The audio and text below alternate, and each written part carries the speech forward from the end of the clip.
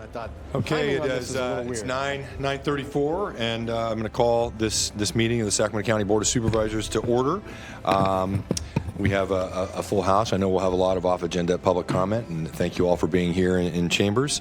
I turn to our clerk to open the meeting and call the roll and read the statement. Okay, good morning, Supervisor Cerna. Here. Kennedy, Frost. Here. Hume. Here. Desmond. Here. And you have a quorum. And Supervisor Kennedy will just be a few minutes late. He's taking public transportation today. This meeting of the Sacramento County Board of Supervisors is cablecast live on the Metro Cable 14, the Local Government Affairs channel on the Comcast Consolidated Communications, and AT&T UVerse cable systems. The meeting is closed caption and is webcast at metro14live.saccounty.gov. Today's meeting will be repeated Friday, January 27th at 6 p.m. on Channel 14. The Board of Supervisors fosters public engagement during the meeting and encourages public participation, civility, and use of courteous language. The Board does not condone the use of profanity, vulgar language, gestures, or other inappropriate behavior, including personal attacks or threats directed towards any meeting participant. In compliance with the directives of the county, state, and Centers for Disease Control and Prevention, the meeting will be live streamed and open to public attendance pursuant to health and safety guidelines. The practice of social distancing and wearing of face coverings, mask, or shield is recommended for the health and safety of all persons participating in person during the meeting, although it is not required. Seating is limited and available on a first-come, first-served basis. The chairperson may increase or decrease the time allocation as the schedule permits. Each speaker will be given 2 minutes to make a public comment and are limited to making one comment per agenda item or off-agenda matter. Please be mindful of the public comment procedures to avoid being interrupted or disconnected while making your comment. Providing your contact information is optional whether you're in person or making it telephonically. To make a comment in person, fill out a speaker request form and hand it to clerk staff. The chairperson will open public comments for each agenda item or off-agenda item and direct the clerk to call the name of each speaker. When the clerk calls your name, please come to the podium and make your comment. If a speaker is unavailable to make a comment prior to the closing of public comments, the speaker waives their request to speak, and the clerk will file the speaker request form in the record. The clerk will manage the timer and allow each speaker 2 minutes to make a comment. To make a comment by phone, dial 916-875-2500 and follow the prompts to be placed in queue for a specific agenda or off-agenda item. Clerk staff will transfer each caller into the meeting. You may be on hold for an extended period of time and your patience is appreciated. You may also send written comments by email to boardclerk@saccounty.gov and your comments will be routed to the board and filed in the record. If you need an accommodation pursuant to the Americans with Disabilities Act or for medical or other reasons, please see clerk staff for assistance or contact the clerk's office at 916-874-5451 or by email at boardclerk@saccounty.gov. Thank you in advance for your courtesy and understanding of the meeting procedures. Okay, thank you, Madam Clerk. I'd ask Supervisor Cerna to please lead us in the Pledge of Allegiance. I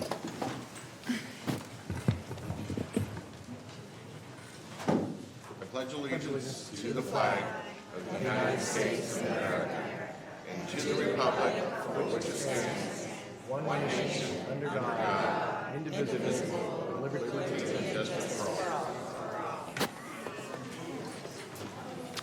Thank you. Thank you for all participating in that. I'd just like to make a few follow-up comments on the clerk's statement that you heard. This year we are going back to 2 minutes for public comment, and our clerk will be administering the public comments, and as you get close to the 2 minutes, the clerk will give you a notice, whether you're here in person or on the phone, to please wrap up the comments, and then we're going to stick to that 2-minute time frame. We have a lot of folks here in chambers to give public comment, and thank you very much for being here and participating in the process. What I would ask is obviously keep your comments to a maximum of 2 minutes. But if you can also just offer your name, who you represent, and where you stand on an issue as well. You don't have to take obviously the whole 2 minutes. You could also say, I echo what the previous speaker said. You can refer to them as well. And the other thing, in terms of, as we start, we're going to be starting here in a moment with off-agenda public comment, which I think that's what most of the people are here to talk about. After, I'm going to keep the queue open for 30 minutes once we start the public comment and then shut it off for public comment for off-agenda. Is that I'll look at my county council. Is that okay? We can do that after 30 minutes. So let's keep track of that. Okay, and with that, please, we'll go to our first item. Okay. Your first item is the public comments relating to matters not on the posted agenda. So let me bring up that screen. And one more thing before Madam Clerk calling the speakers up, is this is intended for items that are, as it says, not on the posted agenda. So if a speaker comes up and they start talking about something that is specifically related to something that is agendized for later, then either the clerk or I will remind the speaker of that and ask them to hold their comments until the more appropriate time for that specific agenda item. And I hope that makes sense. And ask my colleagues as well if that is happening and for some reason I'm not catching it or Madam Clerk is not catching it, please bring that to our attention. So with that, please start with the public comments. Mr. Chair, may I make a suggestion? As it stands right now, we do have 27 speakers. We have a few in the queue. And I would like to make a recommendation that you would just narrow that down to 1 minute. That way, everyone would more likely have a chance to make a comment. And is that just in person? Right now, you have 27 that are signed up to speak, and then we do have about 3 or 4 on the phone line. And we'll probably have more of that. Yeah. I'm going to start with just 2 minutes. Let's keep it for 2 minutes for now. Okay. With the, again, encouraging folks to try to keep your comments shorter so we can get to the rest of the agenda items for the day. Thank you. Okay, are you ready for me to call Yes. the first? All right. If Cherie Utterback.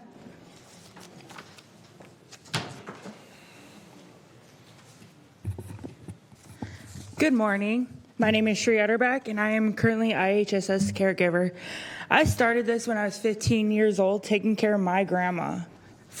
She had 4-stage lung cancer, and it hit me hard because I now care for a person that is legally blind.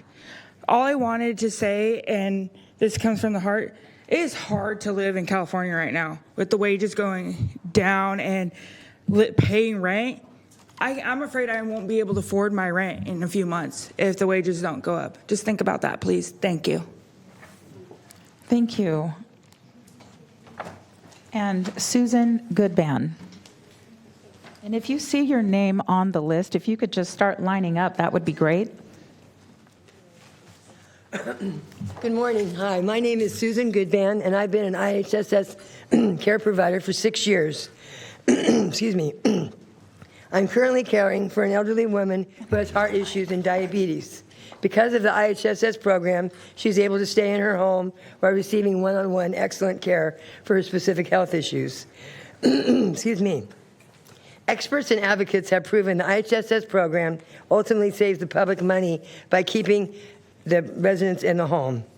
Our current income makes it difficult to scrape by with the rising costs for rent, gas, and groceries. People with disabilities who rely on the program say the low wages for their workers make it difficult to find and retain IHSS workers to keep them remaining in their homes. I say it's time for $20 an hour. Thank you. Thank you.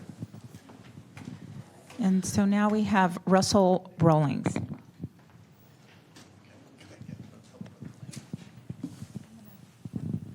Russell, would you like me to? Sure, that would be great. So let me just. Good morning, Russell. It's been a long time. Nice to see you.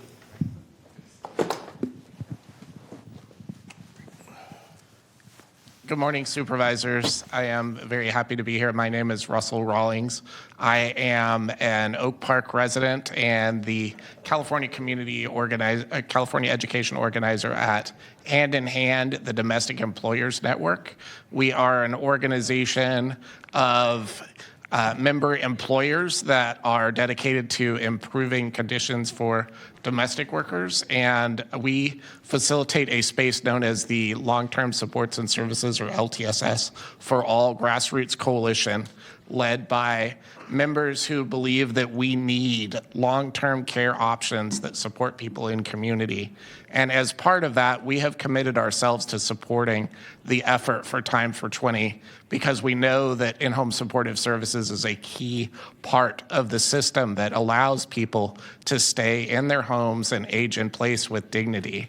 And right now, the IHSS system is experiencing a crisis. The wages are simply not keeping up with the pace of accelerating costs of living throughout the state, particularly in Sacramento.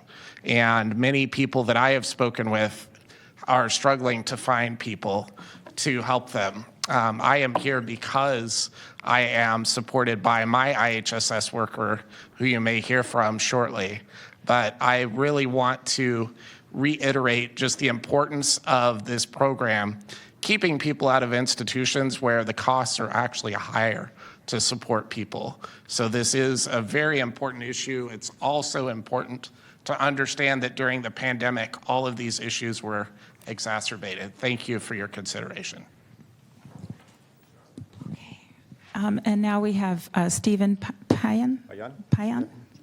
Good morning, everybody. My name is Stephen Payan. I'm here. I woke up today on my sister's couch. I'm in between houses. My father recently passed away, so I moved from Sacramento to Woodland. I'm an IHSS worker. I've been here for 3 years working with Cesar Sabran, who suffers from cerebral palsy, who struggles every day just to get by. And then with my father passing away, I'm going to have to put my brother on IHSS as well. So it's a struggle for my mom to take care of him. He has Asperger's syndrome. And within the 3 years that I've been working with Cesar, I've learned a lot about how much he struggles. I care for him every day when I'm at work, from brushing his teeth to helping him get ready, normal things. And it's a struggle. A lot of our coworkers, they have a lot of struggles maintaining people just basic survival. It's like it's hard mentally for people to get by with not enough, because like the retention rate inside for care providers is a constant revolving door. People coming in, and then people lose that connection, lose that bond, and who knows what they suffer with mentally, because they have to get new people in their life. Constantly going inside their personal space, helping them out, learning them. So then they have to continuously, like, with the disability, everyone has to have those exchanges. So it's really hard on them. It's like hard on me also too, because I just had to admit to Cesar, who I've been caring for like a brother, I take him everywhere, that I might have to leave too, because now that I have moved, and then I might have to take care of my brother full time with my other families. But as a full-time single father, I looked up the statistic, MIT's living wages here in Sacramento. For someone with no children, the living wage would be $19.48. For someone living in Sacramento, You have with 15 seconds. One adult would be $39.51. So I don't think asking for $20 is too much. My time is up, but thank you. Thank you. And now we have Suzette Miller.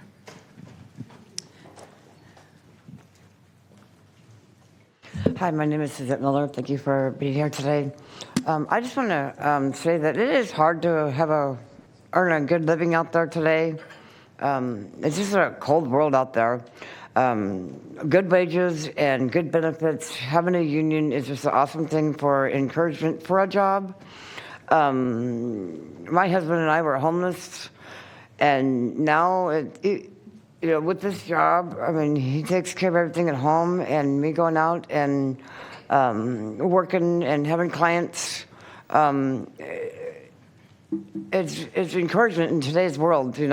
I come off of the street, and I don't want to go back out there. And I've been working this job since May of 2020, and I believe that there is a whole lot of goodness in there to it. And I believe it's time for 20. I believe that if you give us 20, then we're more encouraged to work and keep ends meet. Thank you. Congratulations to you. Ryan Harris.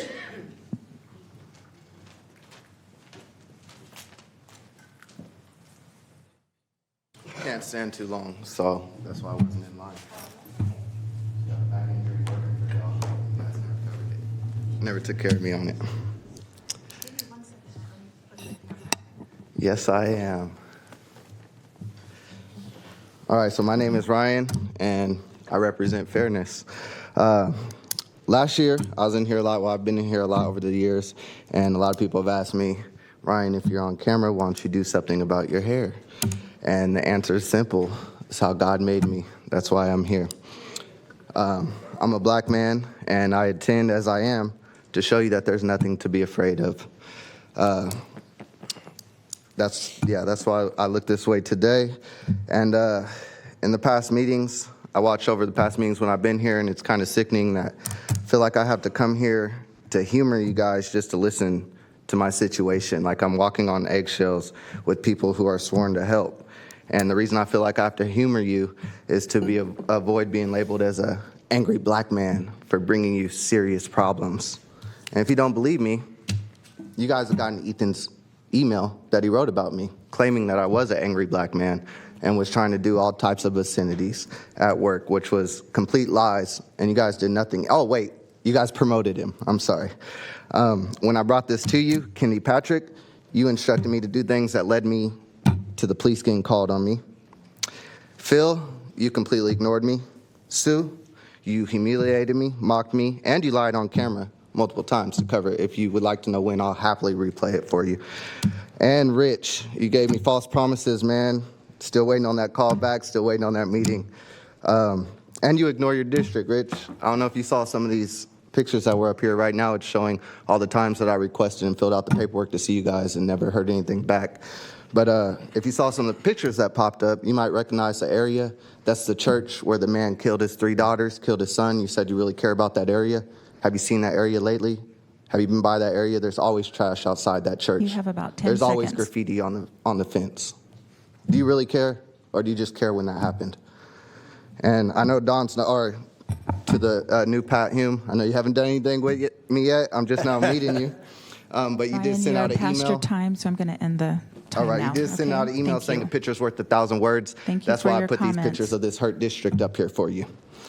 And Don, wherever you're at, congratulations, man. And now that your schedule's free, maybe you can be my mentor.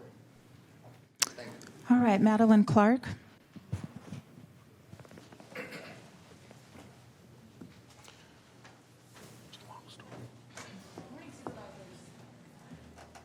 Thank you.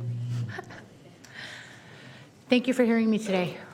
I'm here with SEIU 2015, and I'm just here to encourage and hopefully plead to you guys to consider the $20 an hour pay raise. The cost of living is becoming outrageous, and it's not equal. Like, the wages are not going up as fast as the cost of living is, and as a single mom and a caregiver, it's becoming more and more difficult to be able to continue in this line of work. And I've devoted my life to the care of people and the betterment of my community, and it's becoming almost impossible to survive to do so anymore. So that's all that I have to say. Thank you so much. Thank you. Next, we have Dan Adderholt.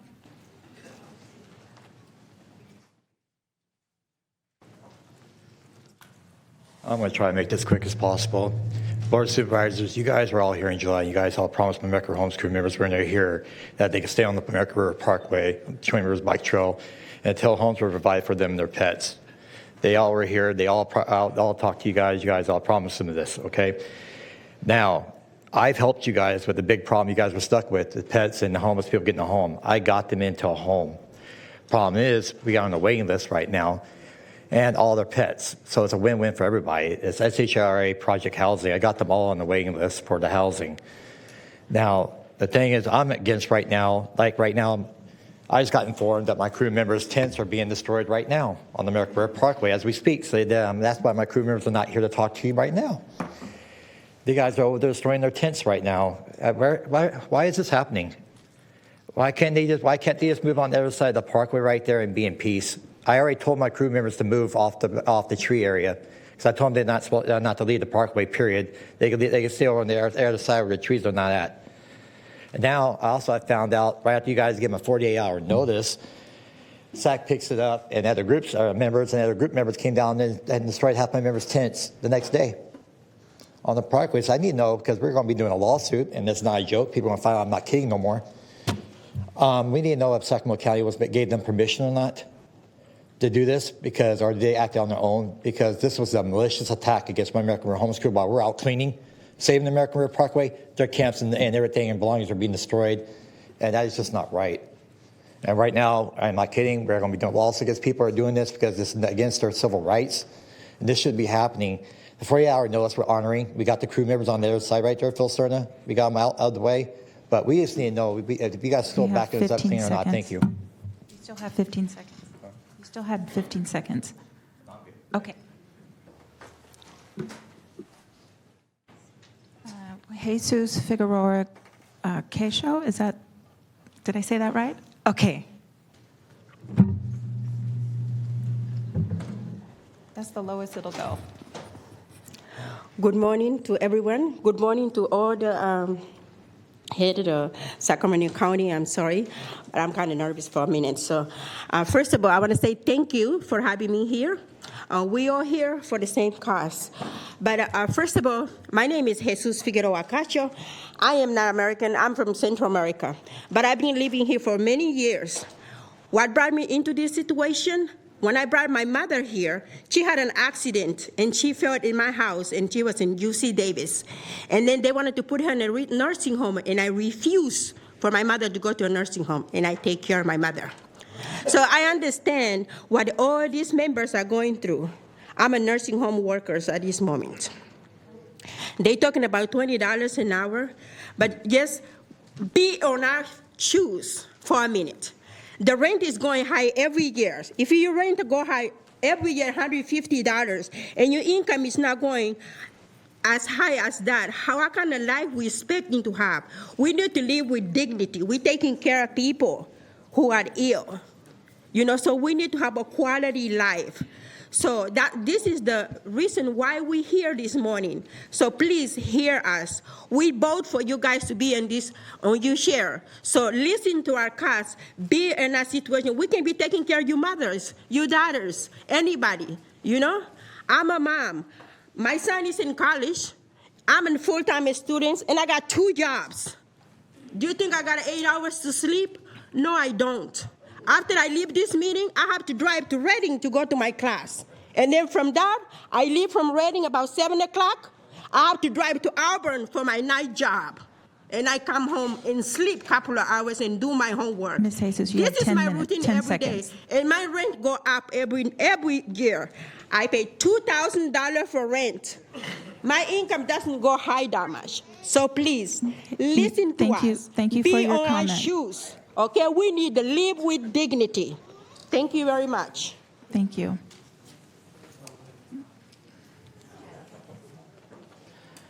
Okay, Mr. Carl Vinson. Carl Vinson.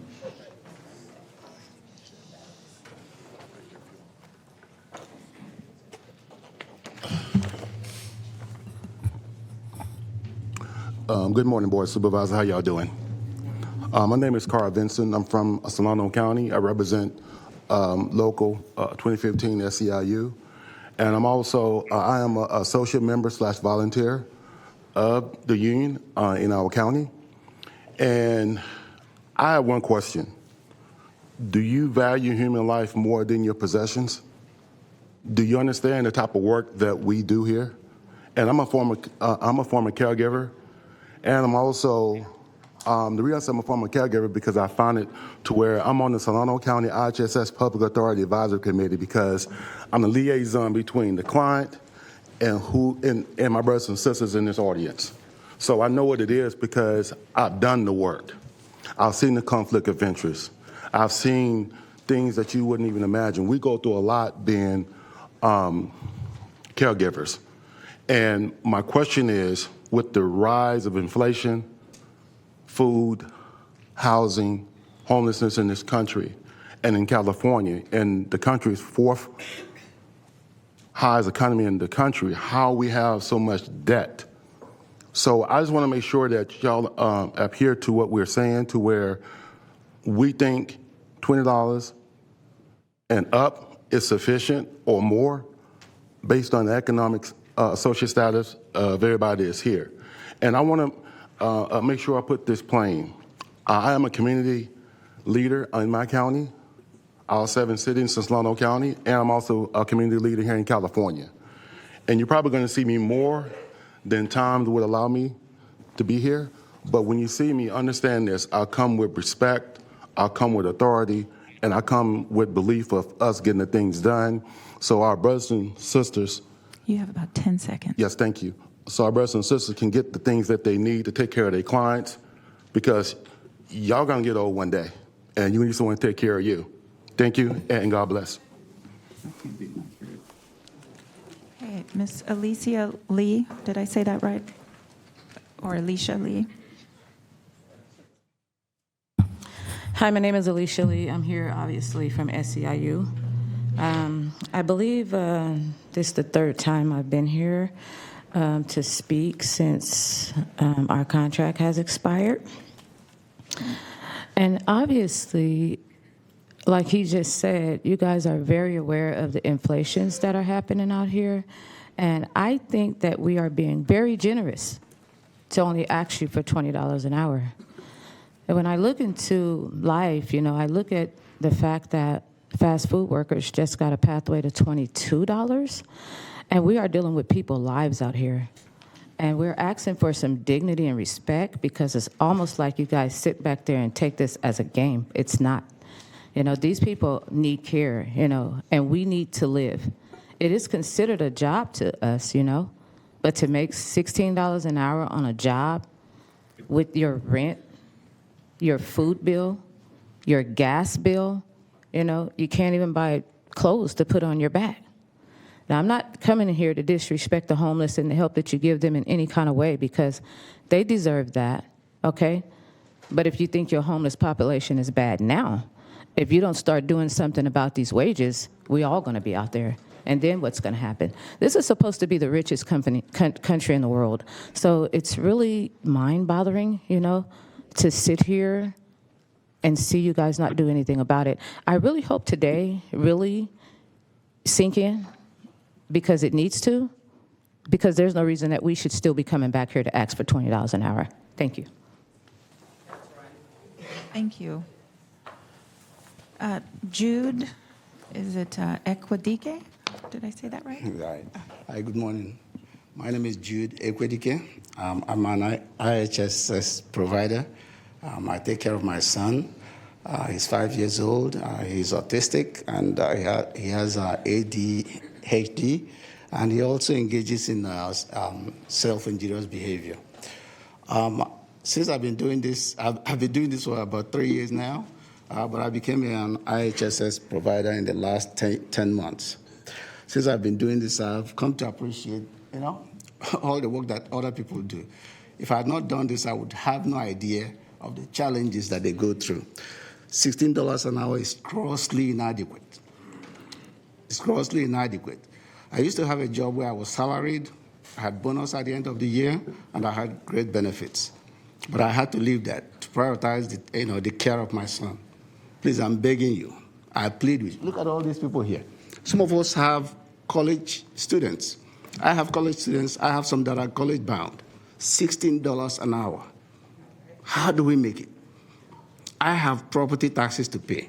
I have mortgage to pay. The taxes we pay accrue to the county. Please, I am begging you to have a favorable review of the wage of these caregivers. We are taking care of people who cannot take care of themselves. It should touch each and every one of you. We are members of this community. I have lived here for 33 years. I am begging you. The taxes we pay come back to the county. We pay sales tax, property tax, and all the other kinds of taxes. We cannot survive on $16. How do I pay for college with $16 an hour? It is grossly inadequate. I'm begging you to find it in your hearts. We are your neighbors, we are your brothers, we are your sisters. Please help us. Thank you very much. Thank you. Rachel Gonzalez. Good morning. My name is Rachel Gonzalez, and I am here representing IHSS and SEIU, Local 2015. I'd like to talk about our economy, fourth largest in the world. The world. How do we define our society? By the way that we take care of the least among us. The distance between the haves and the have-nots is increasing exponentially. We have a federal minimum wage of $7.25. Who can survive on that? We can't survive on 16. We're living in California. You give us a minimum wage of $15. We still, 40 hours a week, do the math. Do the math. It is math, ladies and gentlemen. And guess what? We can't strike. That's why people who give out hamburgers make more than we do. Because we can't strike. Who are we going to strike? We're walking out on our family members, Mr. Kennedy? We're walking out on our sick in this nation? And I would like to clarify what a couple of my brothers and sisters said. This is not inflation. This is greedflation. Our corporations are showing up with 90% profits, 300 times what they've done pre-pandemic. Somebody's making money, but we're not. We cannot afford to live. $20 isn't enough. And by the time we get that 20, it'll be just like making 16.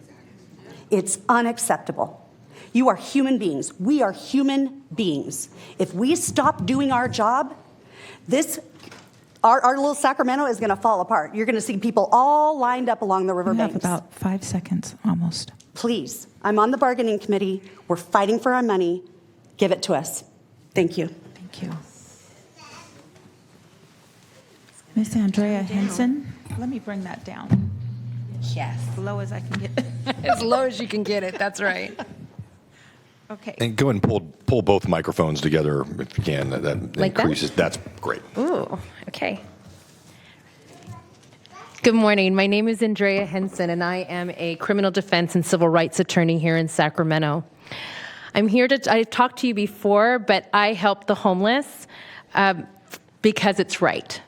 So I have a story. I had a gentleman that my legal assistant brought to me. I am with Mouse's Criminal Defense, and all of us are dedicated to helping the homeless. So I've come here to talk about different individuals that I've helped. This one gentleman was brought to me, Timothy Hughes, African-American, elderly veteran. He lives in a cardboard box right over here behind J Street in a little alleyway. And so I spoke with him because he wants to be housed. And what I will do is a sort of triage. This is not my job, but all of you know, because you've given so much money to 211 and these other organizations, what they're supposed to do. Are you a vet? Do you have benefits? Are you disabled, et cetera? He has no benefits. He does have his VA card. He's been told by everyone, go to Mather, but no one's provided him with a voucher. So he has absolutely no benefits, no telephone at all, no electricity. He got walking pneumonia from being out in the storms. Let's fast forward. So what do? What a typical representative would do. I called 211. They put me on hold. I was the one who signed him up for benefits. I was the one who called Mather. Each and every time, every person put a sort of a stumbling block that could have been overcome by them asking simply, are you homeless?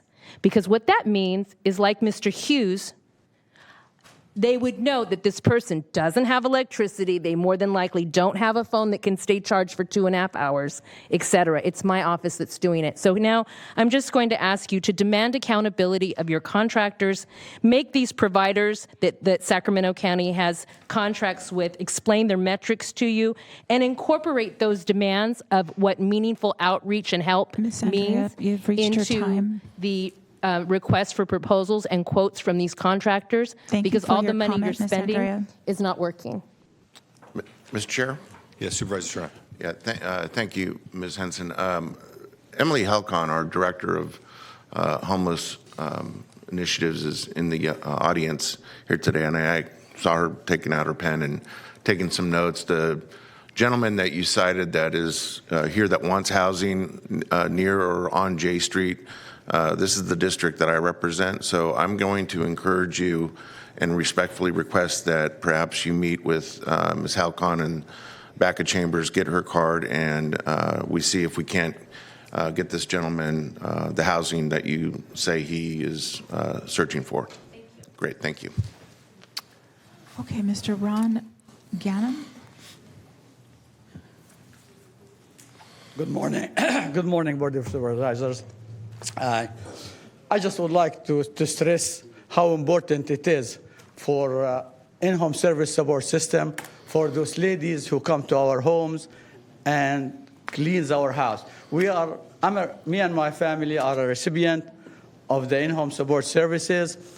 We have a lady who comes to our house and cleans our bathrooms, cleans our showers, mops our floors, vacuums our carpet. My house, if it's not for her, I don't know if it's going to be a livable house.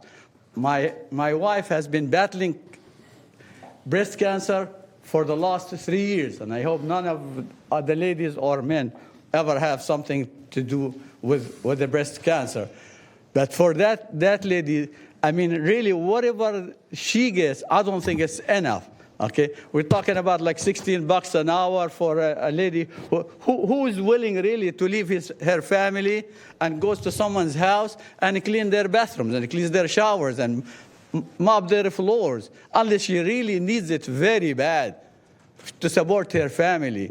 And $16 wouldn't even buy a Big Mac at McDonald's. Even now, if she works at McDonald's, she'll get $22 an hour. She doesn't have to go to someone's house and cleans her bathrooms. So I would really stress on you, Board of Supervisors, to take care of that issue and help them as much as possible so they could support their family, because they're not doing that except because they want to support their families and help their kids. Thank you very much. Thank you. And Madam Marcus? Clerk, before we get to the next one, so it's we've been on this for 30 minutes. Let's close the queue for future either callers or in person. Thank you. Mr. Marcus McKay? Good morning, Supervisors. My name is Marcus McCrae. I'm the Organizing Director for SEIU Local 2015. So I represent our members that work in skilled nursing, assisted living, and IHSS home care.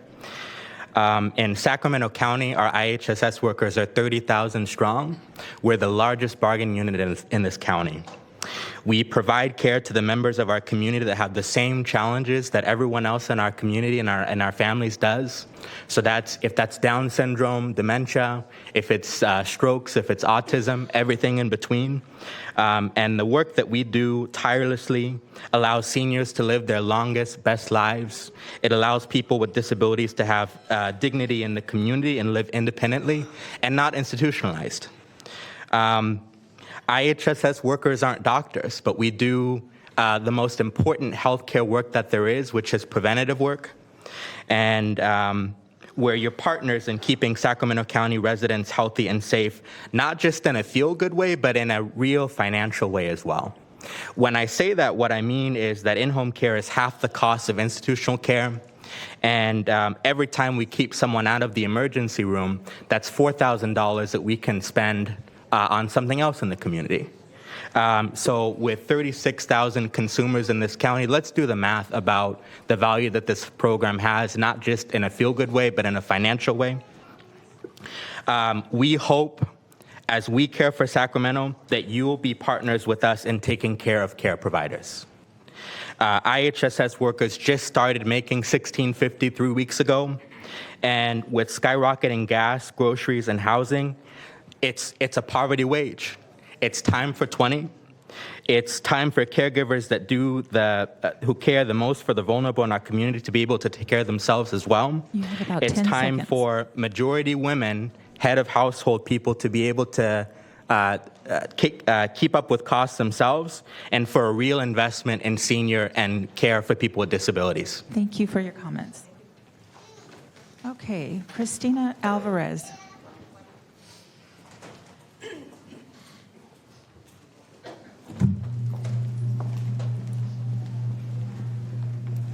Good morning. My name is Christina Alvarez. I'm an organizer here in Sacramento with SEIU USWW. We represent essential workers, janitors, security officers all across the state. And we are here in support of the IHSS workers who, despite this pandemic, despite any change in working conditions, despite changes in rent, the cost of living, the increase of groceries, continue to care for the most needy elderly, children, mothers, fathers, and are still trying to survive, trying to pay rent, support, and live with dignity. Survival is real. Health is real. Homelessness is real. So yes, we are demanding that you do the right thing. Support the Time for 20. Support IHSS workers. Support a dignity. Thank you. Thank you. Okay, next we have Sue Lockwood. Sue Lockwood. Roberta Sue Lockwood. Okay. Next we have Sam. I'm almost left. Oh, Here. okay. All righty. Oh my. First, I have a quick question. Who is earning on Social Security? I'm not on it, thank God. I get $1,200 a month, and I'm a 30-year veteran of the force. Figure that out. I can't. Please, ma'am, please come down to the microphone. We need to start Do I need your the timer. microphone? Okay. We all want to hear your comments. Well, I just said them. Okay, so I'm sure everybody's making at least $20,000 a year single here, right? 19? See? Well, where's the money?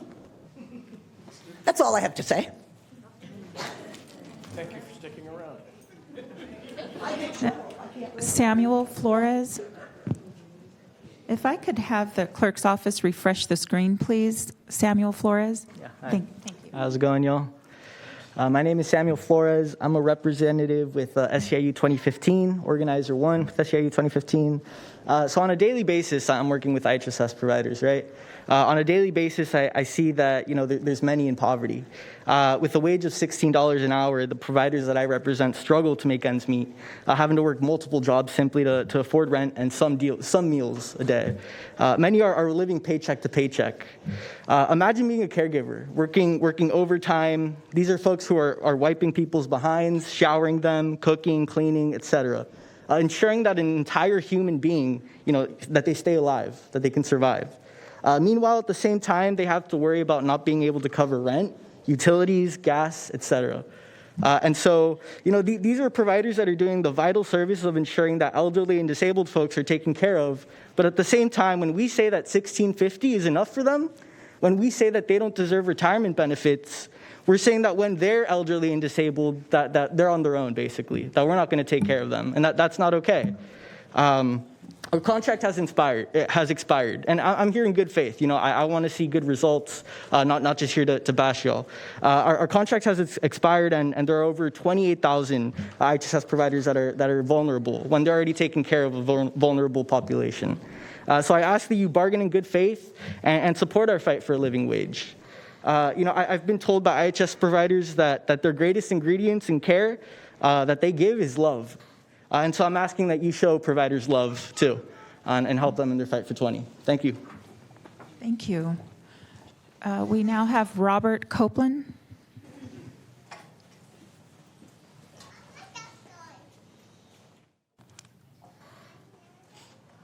All right, we need stronger tenant protections here in Sacramento County because there's a lot of abusive landlords threatening their tenants with eviction or just harassing them. And also, I agree with that SAU 2015 because they make a lot of good points about rent going up, but their wages are not. Thank you. Now we have Barbara Sardison. And if we could get a refresh on the screen, please.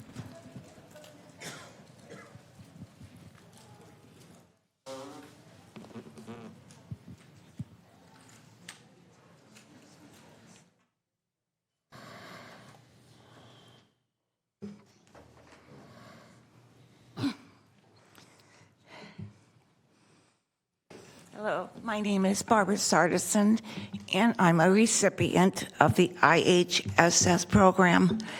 And just a few words, I feel that they deserve more than what they're asking for just because of my experience with my provider. And I've only been in the program about 9 months. I wish I'd known about it years ago, but here I am. And it's just a really great program, and they deserve more than what they're getting. Everybody is pretty much saying the same thing about the cost of living and the inflation, and we can all relate to that.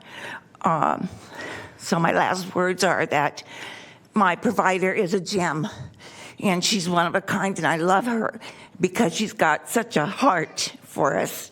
And if I could clone her, I would. And I've told that to some of my relatives and friends because I'm sure there's more just like her. And she has been a blessing to me and is very helpful in my life. Thank you.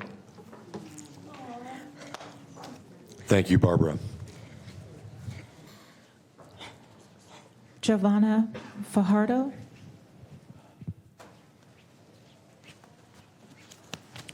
Good morning, Giovanna Fajardo with ACE, the Alliance of Californians for Community Empowerment. We have a couple tenants here and some on queue. We've met with Supervisor Kennedy and Supervisor Desmond's office already, but we're here pushing around anti-harassment. With COVID, we've seen the rents got way too damn high. We've seen families get kicked out on the streets. But one thing that we haven't been talking about in Sacramento is the harassment, the verbal, the physical threats. We've had tenants who have been called services on them because negligence of their grandchildren, which is lie. We've had property managers break into the homes. We've had physical threats. Personally, my staff have had to call sheriff on probably 5 occasions over the last 6 months for physical threats that they put on our staff and our tenants we are working with. We're having tenants living in conditions without roof, with mold, getting sick, and they're getting these threats because they know if they evict these families that they'll get another family in there because there's a waiting list, because there's people not finding enough housing. And so what we need to do right now is make sure that the more we wait, the more families are going to be on the street, the more families that are being physically harmed or mentally issued. We have 2 families that their children have been having suicidal thoughts of issue from the harassment from the property managers.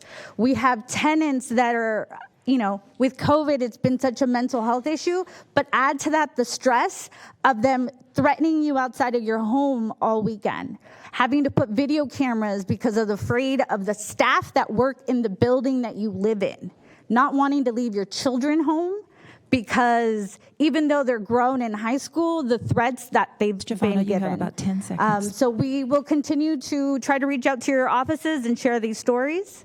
Thank you. Thank you. Supervisor Kennedy. Thank you, Mr. Chair. Giovanna, we're not going to get into discussion about something that's not on the agenda. You realize that. But I just want you to know we are working on exactly what you're asking for. Okay. Thank you. And now we have Isabel Areola. Yes, thank you. Good morning. So many wonderful things have been said, and I have three things I want to talk about, and I'm hoping I can get them in 2 minutes. Diamonds, dominoes, and disability. I'm Isabel Areola.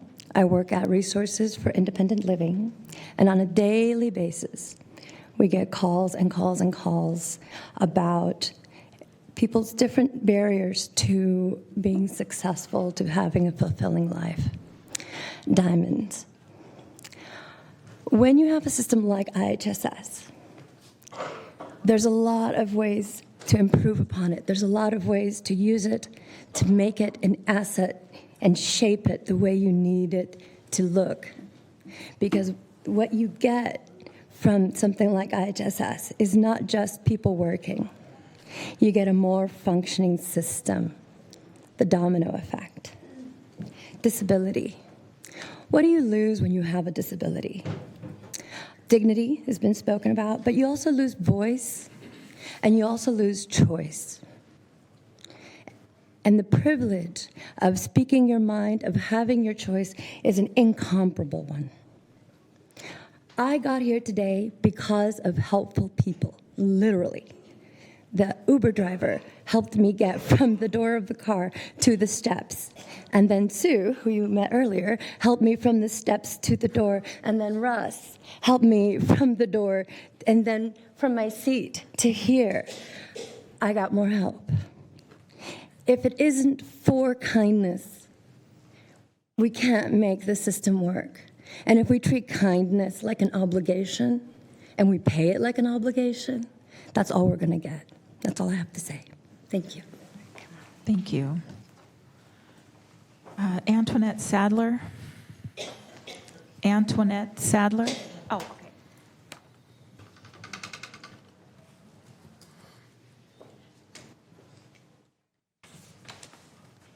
Hi, my name is Antoinette Sadler. I'm an organizer with ACE. And so, like Giovanna said, we're here to push you all and ask for an anti-harassment ordinance to be passed here in Sacramento. So many of the tenants that we talk to, going out into communities, folks that are coming to us for help, they're experiencing things like utilities being shut off, lack of repairs not being done in their apartment, again, how we talked about verbal and physical threats, and sometimes going beyond the threat, actually like being physically assaulted by these landlords. And so, again, you know, like we're just here to ask. I know you said it's not on the agenda, and it's a conversation that we're going to have later down the line, but just to make sure that, you know, the rest of the team here knows that this is something that's imperative to not just Sacramento, of course, like it's something we would love to see statewide or nationally wide, but as of right now, Sacramento, is imperative that you all pass something as an anti-harassment ordinance to really, really protect these tenants, because it goes from, you know, a lot of folks here are saying they're going to be dealing with being houseless, or just like all of this, again, is a domino effect. And so if you have all these protections in place, like the more you'll be able to protect your community and the people who put you in your seats to begin with. You get your check from the community, so that should be the same community that you're willing to stand up and protect. Thank you. Thank you. Now we have Sarah Declo. Ms. Sarah Declo. Okay, take your time.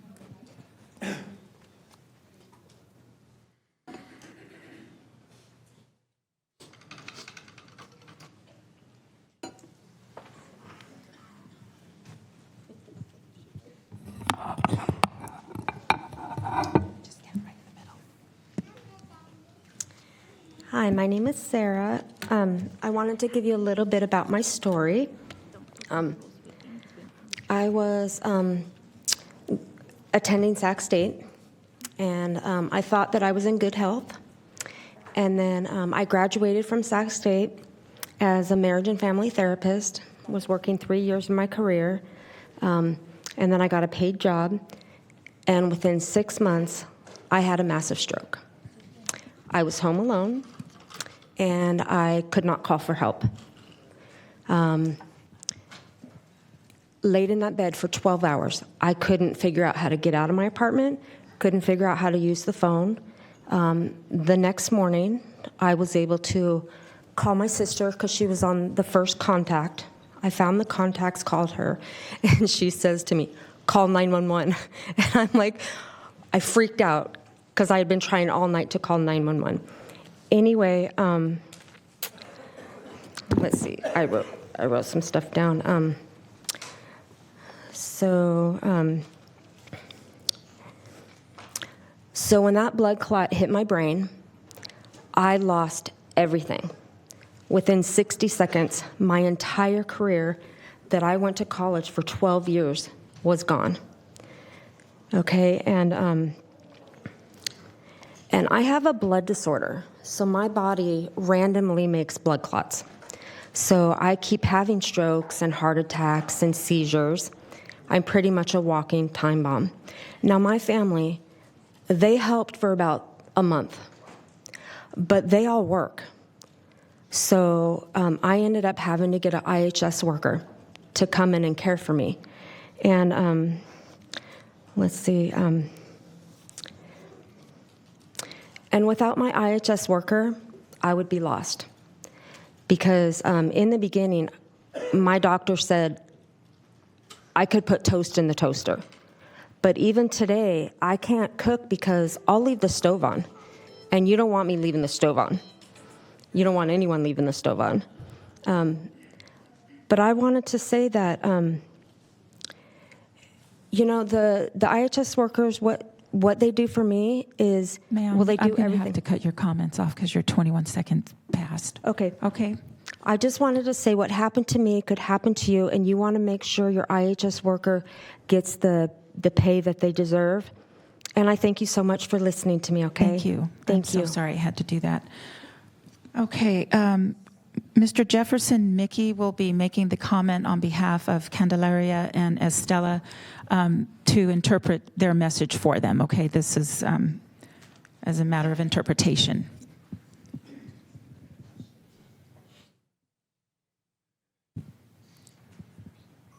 My name is Jefferson McGee. I'm with ACE, Alliance of Californians for Community Empowerment. ACE, we are advocating for tenants in the Sacramento area. This anti-harassment ordinance is very important. It's important just not for the renter community, but it's important for the community as a whole. I hear reports that these landlords and their staff are very aggressive towards people, tenants, and these people are living in this situation where the landlord can come out, it's just a bully. And the biggest thing is what we hear is, especially in the Latino community, is when they call the sheriff comes out, and typically they don't speak the language. And the sheriff, he's in a bad position to have to balance what's going on. So we really need to clamp down on these landlords. You know, it's kind of like if your mortgage holder was at your door threatening you, it would be a very serious problem. And this is a very serious problem to tenants in our community. So not only should we just do an anti-harassment ordinance, we should make it strong, because this type of behavior should be unacceptable in our society. Thank you. Thank you, and that concludes our public comments inside of chambers, and I'm going to move to the phones now. So I will ask clerk staff to transfer the first caller, please.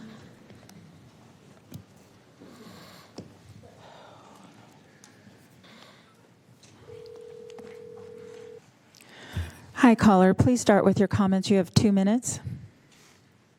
Yes, my name is Keisha Unger. I'm calling due to the landlord harassment ordinance. And I just want to say that, you know, I've been harassed since moving December 31st. I just received an email 2 days ago. Was even harassed at an eviction court asking when I'm send my paperwork to Shura and how long is it going to take you. I just received the email 2 days ago. I feel like I shouldn't be harassed, being I'm trying to find a place to lay my head. The harassment keeps continuing from landlords, and I just feel it's not right. Thank you for your time, and have a good day. Thank you for your call. Next caller, please.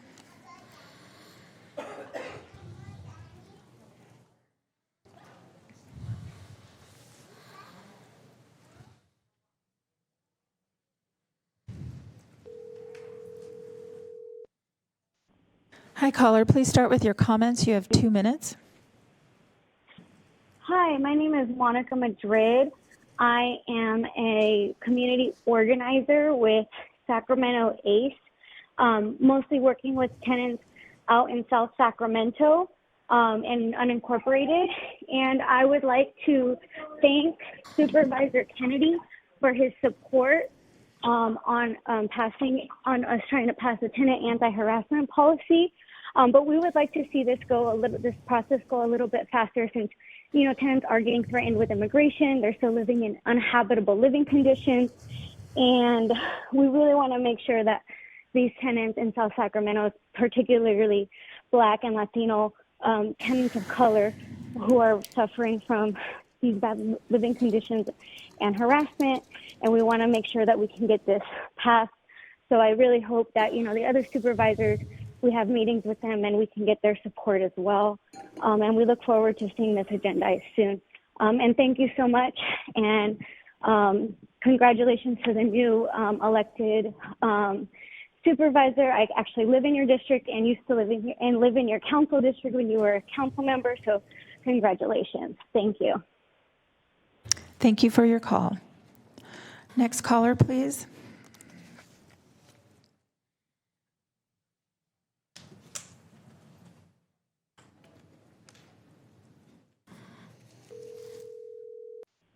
Hi, caller. Please start with your comments. You have 2 minutes.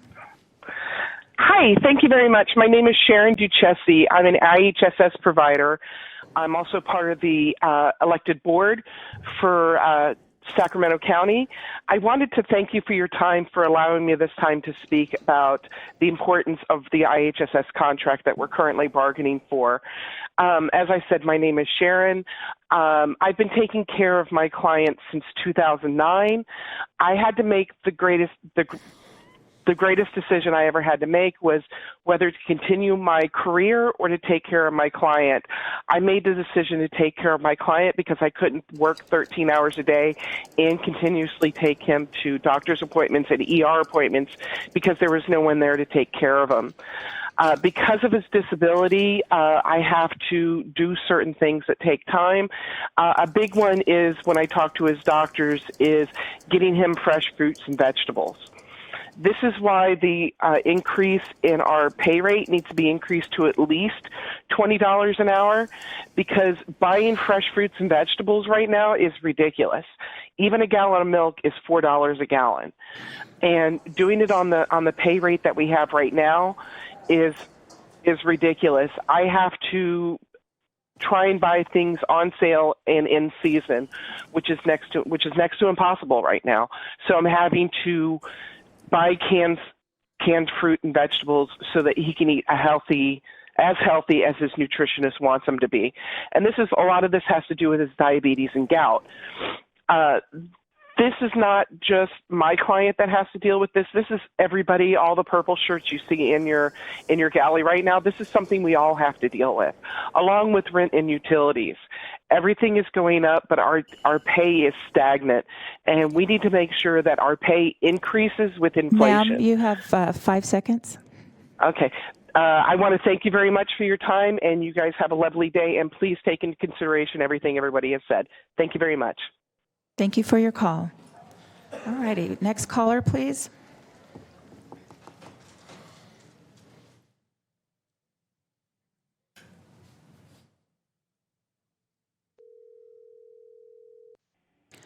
Hi, caller. Please start with your comments. You have 2 minutes. Good morning, Board of Supervisors. My name is Katie Savin, and I'm a disabled Sacramentan living in Land Park. I'm a member of Hand in Hand and a social work faculty member at University of the Pacific. I'm calling today in solidarity with IHSS providers and recipients to support the Time for 20 campaign. When we underpay and devalue our IHSS providers, we create a whole cascade of additional and costly social problems. Sacramento's disabled and elder communities face a care crisis, making us more likely to enter expensive institutions like hospitals and nursing facilities. We see in existing research, as well as in the personal testimonies of many of those here today, that underpaid providers are more likely to live precarious lives, facing food insecurity and housing insecurity, both of which lead to increased chronic health issues and ultimately increased burden on an already taxed health and social service systems. Here in Sacramento County, as you've heard, you can earn more than an IHSS provider and receive health benefits in a number of ways, by being a warehouse team member at Grocery Outlet, or cashier at Nugget, or a dishwasher at Applebee's, or really almost any entry-level position. So I want to ask you, what message do you think that sends to disabled people and those who care for us about the value of our lives?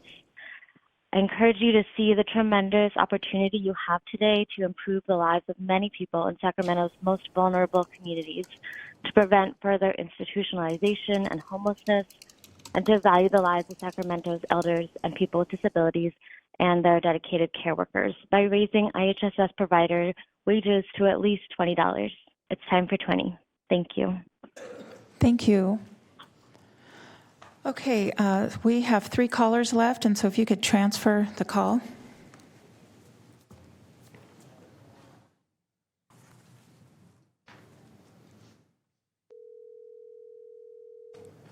Hi, caller. Please start with your comments. You have 2 minutes.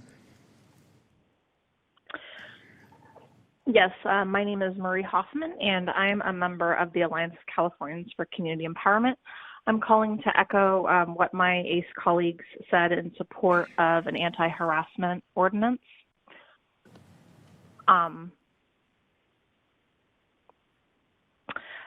We talk to a lot of individuals who are being harassed by landlords, and this is an overall part of the housing issues that we see in our community and in a lot of communities.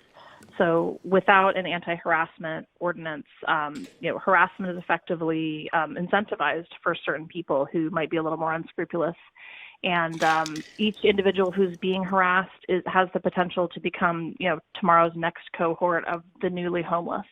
So this is part of a patchwork of actions that we should be taking, multi-pronged approach to prevent the further bleeding of citizens onto the streets of Sacramento. So just appreciate your time, and please do expedite the development of this anti-harassment ordinance. We really can't wait or let this problem get worse. Thank you. Thank you for your call. Next caller, please.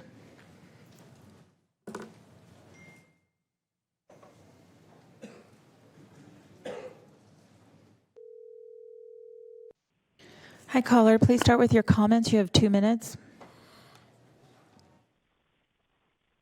Hi, caller. Can you hear me? Yes. Okay, go ahead and start with your comments. You have 2 minutes. Okay, thank you. My name is Ula Koto. I live in District 2 and support passing a tenant anti-harassment policy. Okay, thank you. Is that the end of your comment? Yes. Okay, thank you so much. And you can hang up the phone now. Thank you. Okay, thank you. You're welcome. Okay, and I believe we have one caller left. If you could transfer that caller.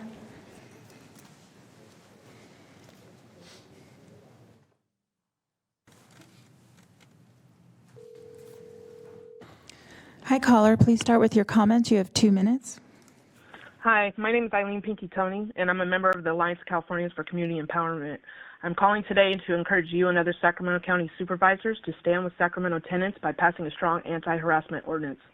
Landlord harassment is not a new phenomenon, but following the onset of the COVID-19 pandemic, harassment and illegal evictions are rising. I'm just going to cut to the chase here. I stand here today along with my fellow organizers, leaders, and tenants all across Sacramento. I see too many families being displaced every day because the County of Sacramento and its Board of Supervisors is failing to pass such ordinances as anti-harassment. I'm a mother of whom experienced homelessness in your county with my 2 children and my disabled spouse due to the harassment and illegal eviction because Sacramento County allows the property owners to do so. After a long year of homelessness and still pending 9-year court eviction case in your county, I have learned to help and fight for tenants and rights alongside my ACE family and families all across Sacramento right now are being displaced because Sacramento fails to protect its community members from such actions. That's why I'm asking you to pass an anti-harassment ordinance that holds landlords accountable for acts such as influencing a tenant to vacate a rental unit through fraud or intimidation, or any other means possible, abusing the owner's right to access the tenant's rental unit, invading a tenant's right to privacy, and refusing to do repairs for purposes of harassment. I'm asking you guys to please pass this anti-harassment ordinance. It is an important tool for curbing the growth of homelessness, which recently found has increased, we all know, by 67% since 2019. Please move fast and pass a comprehensive anti-harassment ordinance that holds abusive landlords in Sacramento County accountable. Thank you. Thank you for your call. And that concludes your comments for off agenda, Mr. Chair. Okay. Thank you, Flo. Supervisor Cerna. Thank you, Mr. Chair. First of all, I just want to express my thanks to everyone that's joined us here today in chambers to speak your piece with regards to ongoing collective bargaining as it relates to the home care workers. Again, let me preface my comments with, again, we cannot take any action today as this is not an agendized item. However, as soon as I walked in chambers today and saw the sea of purple, which is something I've become accustomed to over the years on occasion, I did take the time to quickly ask our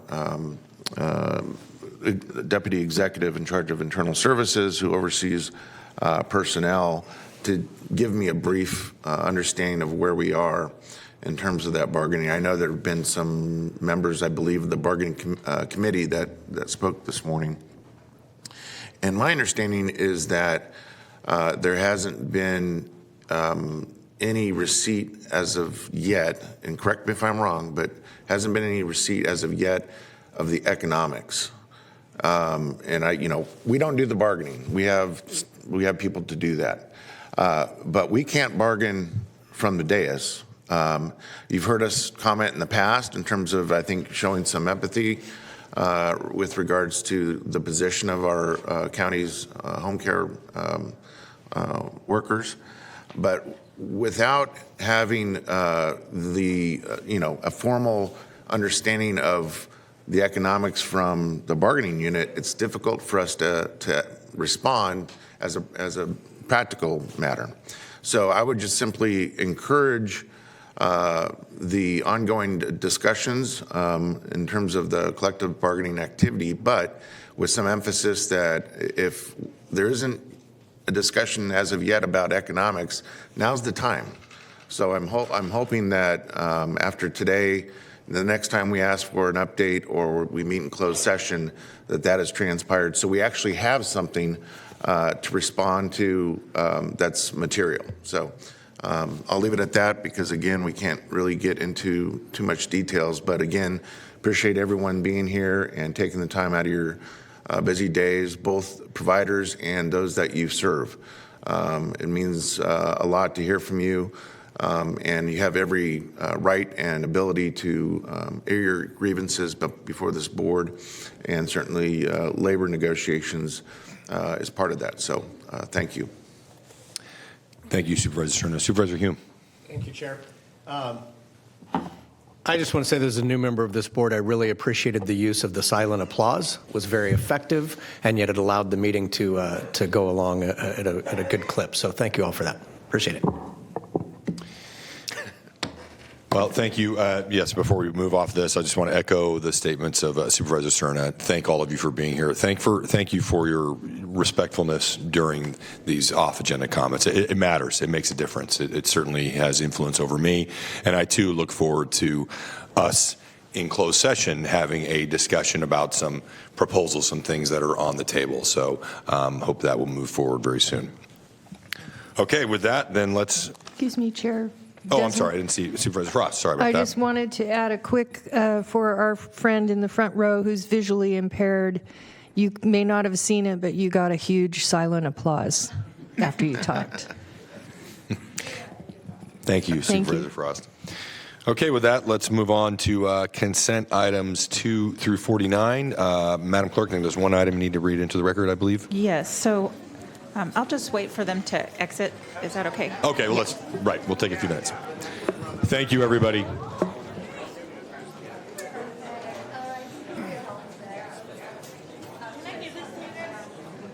You can leave with the clerk. Thank you. Thank you.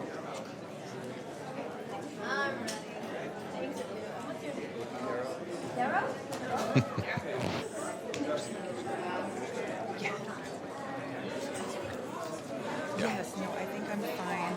If you need me to text me, so now I'm going to get ready to do this. And I have the thing ready to go so that I can lock it.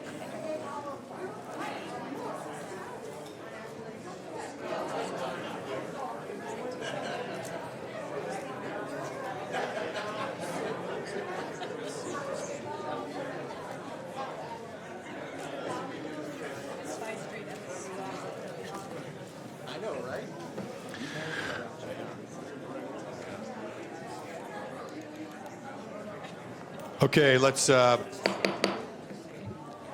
keep things moving. We're in about an hour or so behind schedule, hour and 15 minutes. So we'll move on to consent items. And okay, so for I just want to note that we actually have a chair that references being behind schedule. That's kind of refreshing. We have people in chambers with an expectation of when an agenda item is going to come up. By the way, Mr. Chair, I think this new system is working very well. So I appreciate that, and I encourage any board members, as you know, and please let Flo know your comments about how we can improve the meeting. Certainly, I think this is a good So far, it's been working well, but we'll keep adapting to keep improving. So,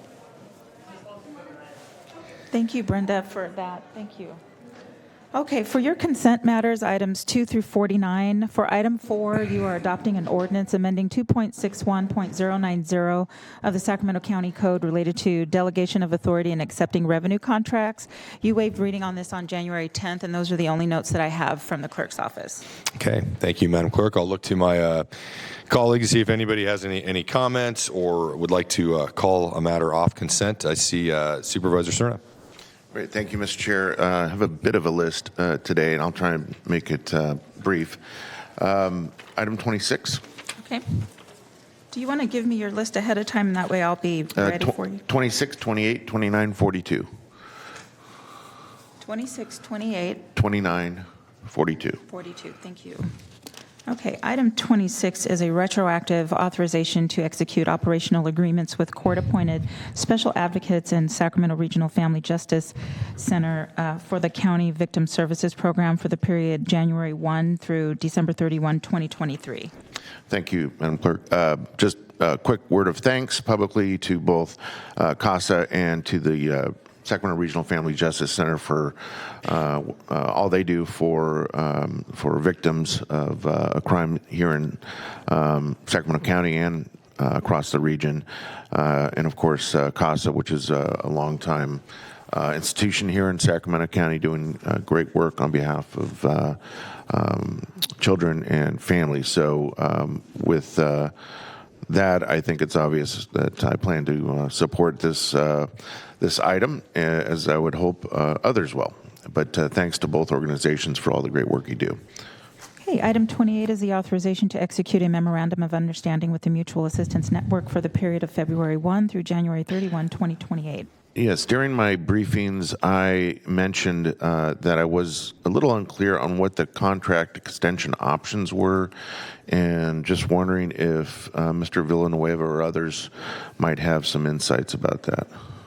Thank you, Supervisor Cerna. Eric Jones, Deputy County Executive Eric Jones, has some comments on that. Great, thank you. Thank you. And I just want to check if we have a representative from the Sheriff's Office, either online or in chambers. Well, he's retired, but... Oh, yeah. Tell us what you really think. Yeah.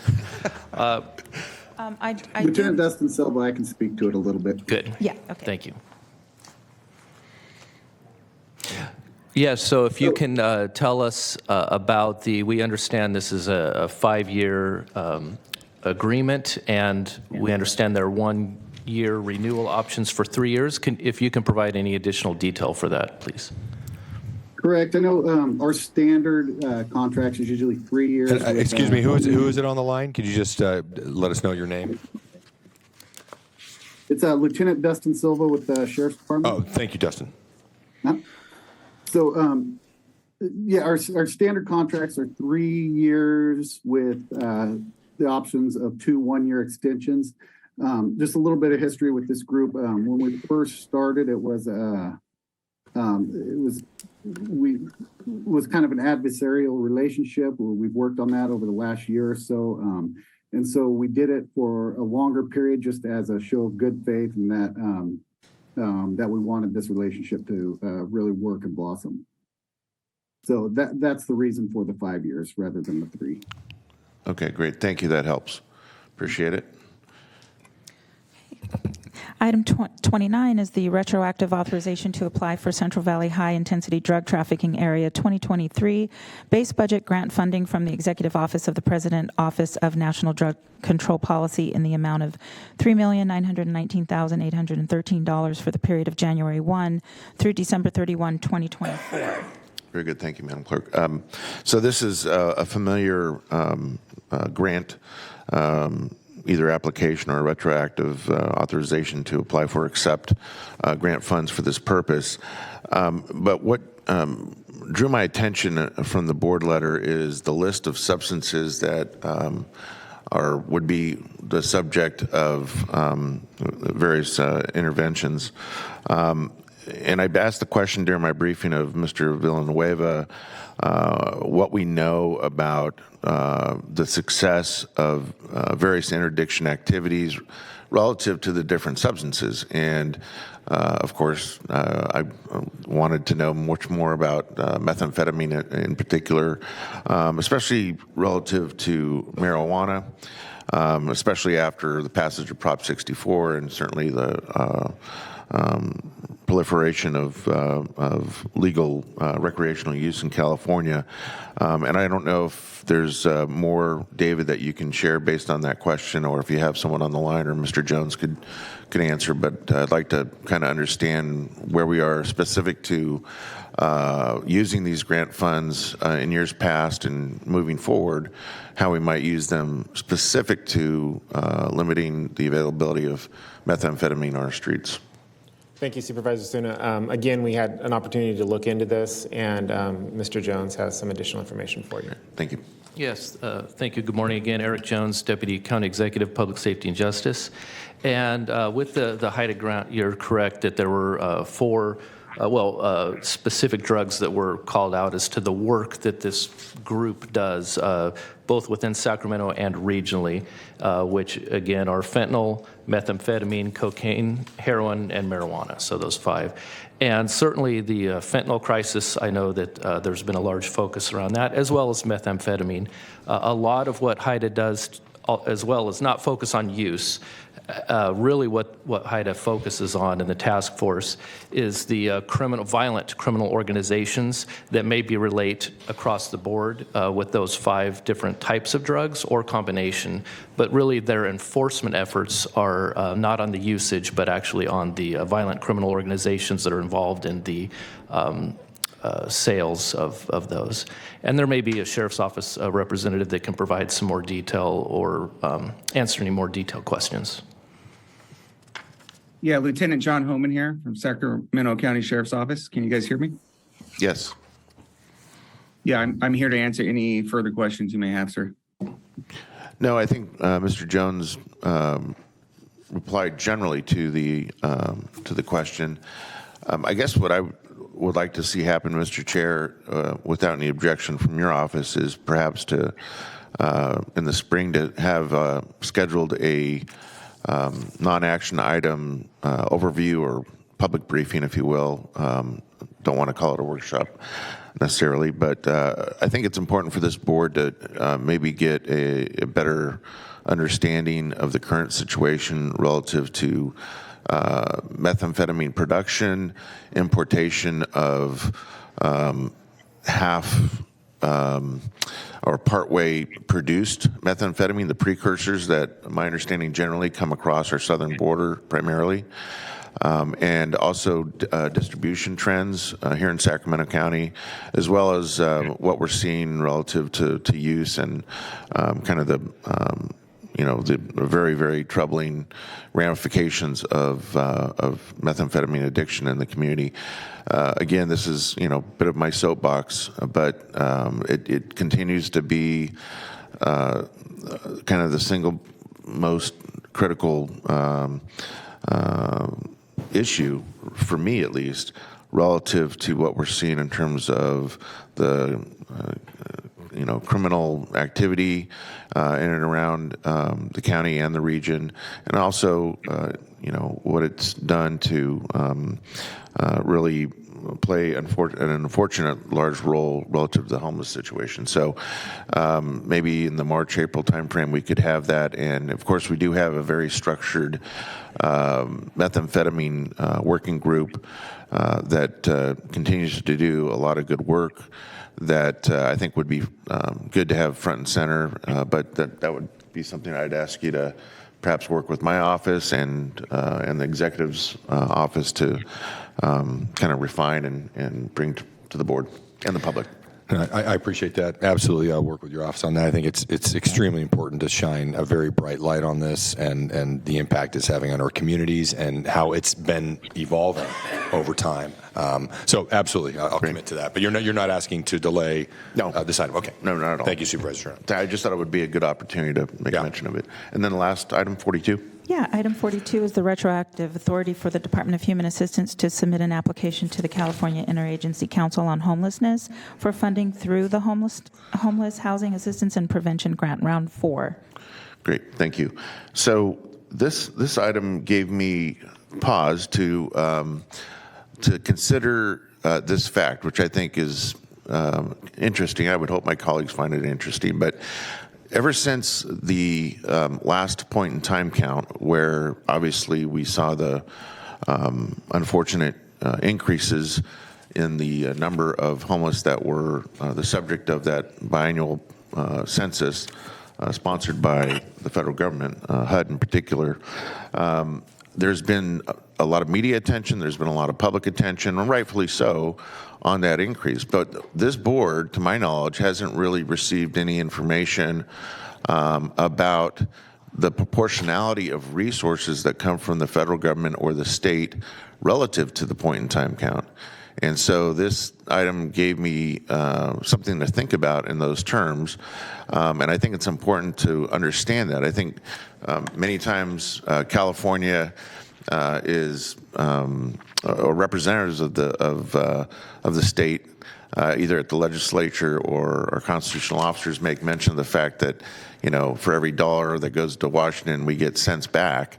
And I think in a similar way, we should have a better understanding of what happens both on the resource side and the challenge side, if you will, when we have every 2 years a better understanding of the magnitude and characteristics of our homeless population. So I'm hopeful that, again, maybe in a presentation forthcoming before this board and the public, we could have a better understanding of what it means in the totality of understanding the point in time numbers, what it means in terms of the resource side of the ledger. So I'm hopeful that can happen perhaps in short order. Those are my comments. Thank you, Mr. Chair. Okay, thank you, Supervisor. I see staff taking a lot of notes over there, so those discussions will be incorporated into, I believe, future presentations. Supervisor Hume. Thank you. Thank you, Chair. So I guess I list out the items and I'll have questions on. That would be helpful. Okay, item 4, item 12, and item 17. Got it. Item 4 is the ordinance amending 2.61090 of the Sacramento County Code related to delegation of authority and accepting revenue contracts. You're adopting this ordinance. Great, thank you. I apologize, I had a difficulty getting into my agenda to go last night. I just want to clarify that this is the item you briefed me on, I believe it was for last meeting, that this will allow for the acceptance of revenue commensurate with what is the expenditure limits for the various positions? Yes, Supervisor. Thank you, sir. That's all I wanted to know. Thank you. All right. Item 12 is the request for retroactive authorization to apply for a local agency technical assistance grant for an amount not to exceed $500,000 to conduct feasibility study to support developing broadband services to underserved communities in Sacramento County. Thank you. And so again, this question, given that it's a retroactive authorization, we've already received this grant, so I'm just asking for a briefing on how it's being deployed, given that this primarily serves Delta, Mather, Wilton, and Herald, and particularly Delta and Herald are clamoring for better broadband access, and I think that the recent storm events have exacerbated their desire and need. So. Supervisor Hume, just for clarification, we have applied for the grant, but we have not necessarily received the grant. So we are still waiting to hear for the receiving of the grant, and we will absolutely give you a briefing on that information and agree 100% that the Delta and the areas affected by the storm overlay the areas that have lower ability to access broadband internet. Thank you. Appreciate it. And I'd like to comment on that. And David, let me just clarify. This is kind of the first phase, is more of an assessment of the needs, and then there will be a subsequent grant process for us to get resources to actually create that broadband infrastructure. Is that accurate? It's correct that this is an assessment phase, and this is the grant that we applied for the assessment piece of it. We hope that there's additional grants coming forward. We suspect there is. But that's what's been indicated by the state, is that? Right. Okay. Right. But we have yet to see that information. Okay, item 17 is a contract. This is the Franklin Boulevard Bridge replacement over Lost Slough and Alta Mesa Road Bridge replacement over Laguna Creek. Bids to be received on March 2nd, 2023. And the environmental document is initial study and mitigated negative declaration. Thank you. And this one, it's not even so much about the item specific per se, other than the fact that by coupling these two projects together, given that the contractor will be deploying resources out into the South County, it gave me an idea. My predecessor quipped that in the South County, the potholes are sometimes the best parts about the road. And so to the extent that we can look at somehow extending either the aprons of these bridge improvements and or doing any sort of work out that way to tag on, or, in the future where we have contractors deploying out into some of these areas, if there's any way to increase the scope of what they're doing, since they'll be in the neighborhood, so to speak. And that's all I have. Thank you. Thank you. Okay, thank you, Supervisor Hume. I don't see any other supervisors in the queue for comments on consent items. Do we have any public comment? We do not, items? so I'm going to close the public comments at this Okay. time. Okay. Second. Okay. A motion and a second on consent. Please vote. I think that was a motion by Supervisor Kennedy and then Second by seconded Supervisor Frost. Thank you. And that's a unanimous vote. Okay, thank you. And we'll move on to our timed items. Item 50. Yes, so item 50 is the presentation of resolution honoring Under Sheriff James Barnes on the occasion of his retirement. And I would ask retired Under Sheriff Barnes to please join me at the lectern, along with perhaps his wife, my former colleague, Helena.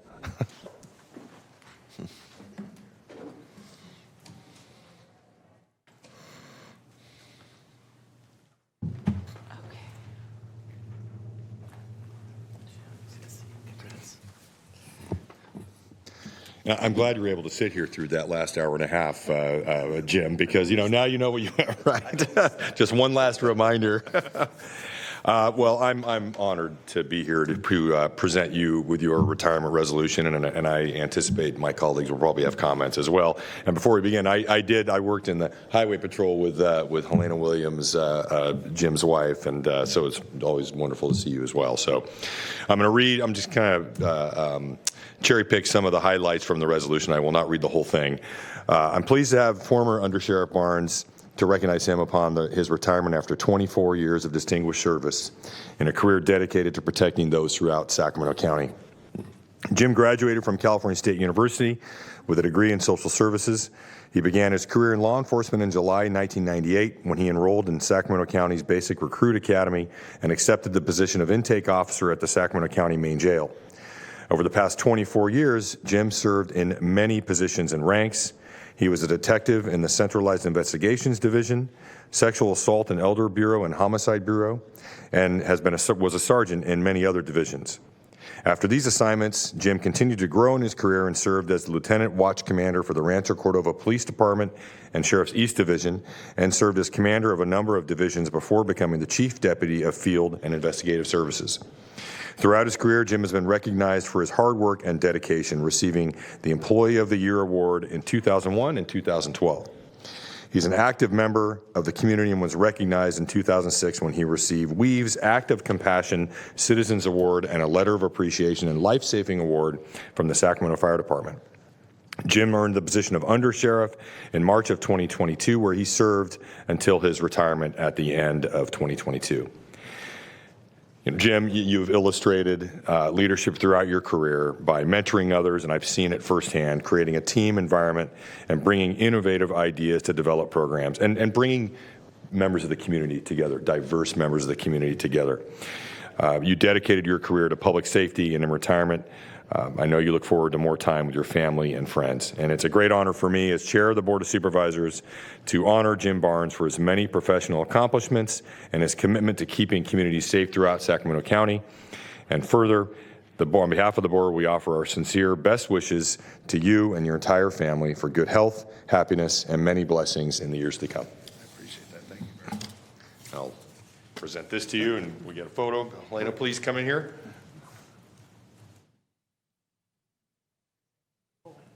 Tell me where to go, Flo, if you want me to stand somewhere else. Thank you.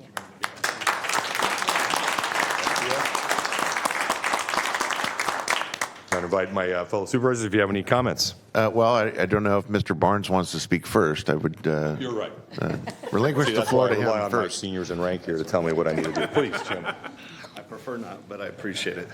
No, Mr. Chair, thank you for the presentation. This and board supervisors, county leadership, and Flo, always a pleasure. Lisa as well. I don't miss what happened earlier, so I applaud you all for still being here and taking on that fight. But it was funny yesterday. I was on the backside of the property cutting up our final tree that had blown over during the storm, and Helena called me and she said, "Don't get mad at me." And I said, "I'm cutting up a tree in the backyard and you're on your way to play golf with friends. What else could I be mad at?" And so she let me know this was happening. It was absolute utter surprise until yesterday. So I know why she kept it a surprise. I don't like these types. Yeah, she's in trouble. I don't like it, but obviously the previous relationship helped. She went behind the back, and I forgive you for that.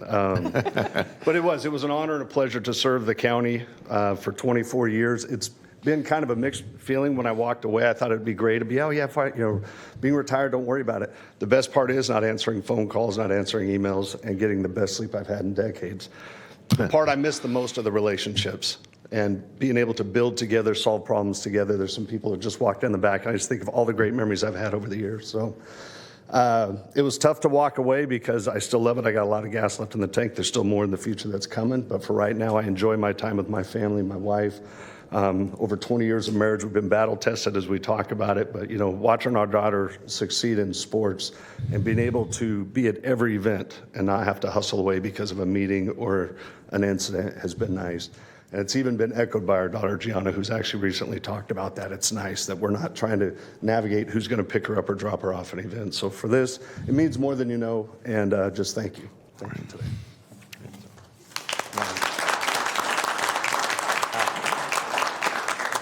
Supervisor Serta. Great, thank you. First of all, congratulations, Jim, and I no doubt understand that this is a bit uncomfortable for you, knowing I think much about your humility. You mentioned relationships. I'm glad you did that.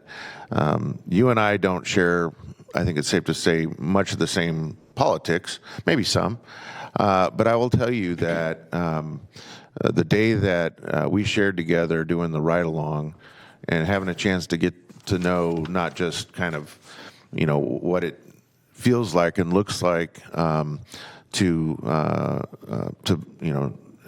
do the profession that you ascribe to, but to also have a conversation with you about what's important to you professionally, personally even. And I think we quickly found a lot of common denominators to what you and I both value, and that is commitment to community and public service. And I got to tell you, I really valued that that day because it really educated me and showed me, we can be very different politically, but when it comes to Sacramento County, when it comes to the call of duty and service in general, that supersedes the politics. And you were following that day very instrumental, working with me and our office on the ongoing challenges with the jail, and happy to report that we're going to continue that work, and it's thanks to you that it even got off the ground. But I just wanted to make mention of the fact that, on a personal note, I just find you to be a very, very, I think you have a great deal of integrity that shows, and that doesn't always come across from some folks who differ from yourself when it comes to something as sometimes intimate as politics. So do appreciate your service. Wish you well in your retirement.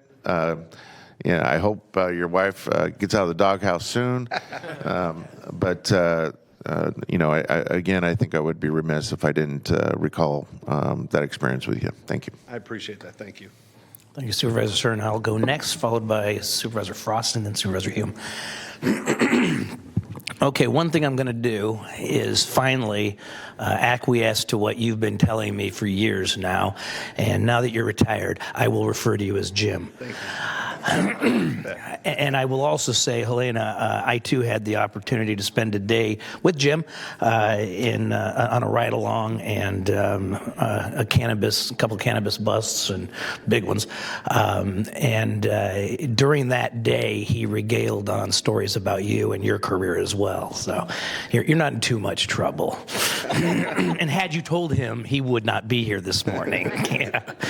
I do want to echo what Supervisor Cerna said. I will tell you from the perspective of District 2, our office and our constituents have never had a stronger, better, more open, responsive relationship with, and this is not a criticism of the Sheriff's Office, it's just maybe something that everybody can aspire to, than we did when you were the Central Commander.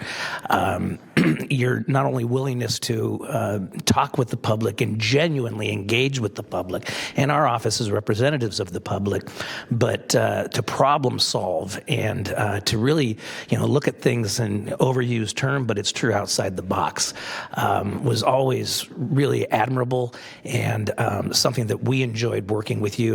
The day that you got moved someplace else was a dark day in District 2's office, I'll tell you that. So I want to thank you for the service that you've provided for South Sacramento, for the County of Sacramento. You have truly been inspirational, and I'll tell one quick story. In one of our coffee meetings, I had the uncomfortable situation of having to explain to Jim that he was running for sheriff against a guy I've known for 30 years. And that, as much as I admired you and the work that you've done, I had to go with somebody who's, I've known for 30 years out of loyalty and all of that. It's a very difficult decision to make.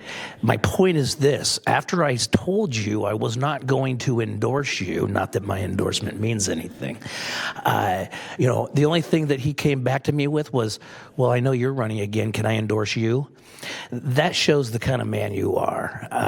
You are into this first for community, and way in the background is any kind of ego. And I appreciate you, I admire you, and I thank you for your service and wish you the best in your retirement. Thank you very much. It means a lot. Supervisor Frost. Under Sheriff Barnes, Jim, I just want to thank you for, everything that you have done, your service to the county. I won't forget the tour of the jail, the tour of, is it Central Division or East Division? Central? Central.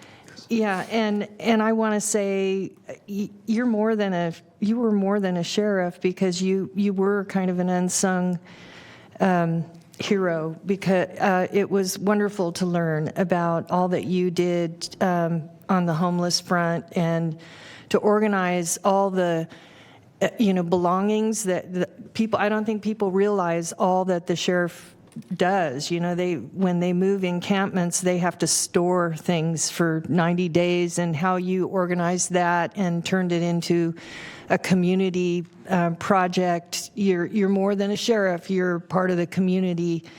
I also want to thank you for the relationship that we've had. I hope it continues, but I know you're going to be busy with to-dos, but all the times, the texts, the personal things that I called you and you helped me, even times when I was calling you about sideshows and you said, oh, you need to talk to Helena. She's the one that knows about that. She's the CHP. And Helena, I want to thank you for your help over time. We finally making progress, and I know in big part because of Supervisor Desmond's maybe connection with the state, and so I'm very excited about that. But and lastly, I just want to thank you for your understanding of the law and your commitment to your oath. And in my opinion, you are a great sheriff, and someone that I have a great deal of respect for, and I want to thank you for all that you've done for Sacramento County. Well, thank you very much. It means a lot. Supervisor Hume. So my main reason for putting in a request to speak is just because I know the longer you have to stand at that podium, the more personally uncomfortable you get. I've gotten the opportunity to get to know you over the last couple of years, and the one thing, and this kind of is being echoed from my colleagues here, is you have a servant's heart, and that is apparent from the day you show up and what you say and how you treat things, and the magnanimous nature in which you agree to disagree with those that you have to. And so, Helena, I'm glad that you have somebody to clear up all that mess around the property right now. And that gets done, and you take some time to do the things you maybe have been putting on the back burner, and you take that time to enjoy your family and be there. I know that this is not a retirement for you. It's a transition into the next phase, and I wish you both all the happiness and all the enjoyment and everything that you have coming to you for your years of dedicated public service. And so thank you very much for what you've given to Sacramento County, and if there's anything I can do to give back to you, please let me know. Appreciate that. Thank you. Thank you. Supervisor Desmond, again, thank you again. My brother, Helena even got my brother to come down here, which was a surprise as well. So he retired from the sheriff's office and coaches over at American River College. So just again, thank you to the men and women of the sheriff's office. I loved each and every one of them. That's what I say about you when you look at your community leaders, even the people that may be in opposition. Love all over the people in the county of Sacramento and leave them better than you found them. You stay with that motto, everything's going to be fine. So again, I just say thank you. Your words are heartfelt. Thank you for doing this. You are out of the doghouse. You never got in. I just have to act tough every now and then. But again, thank you. Good luck. And I appreciate it. It means a lot. Thanks, Jim.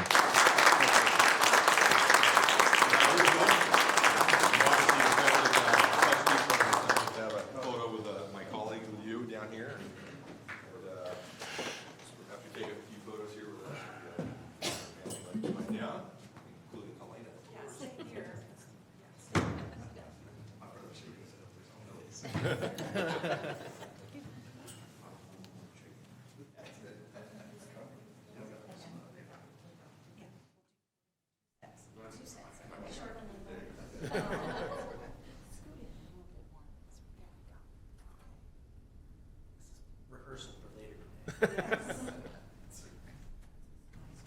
Okay. 1, 2, and 3. Taking a couple, more than a couple. I'll give these to everyone. Okay, and then let's do one with the dignitaries. Where?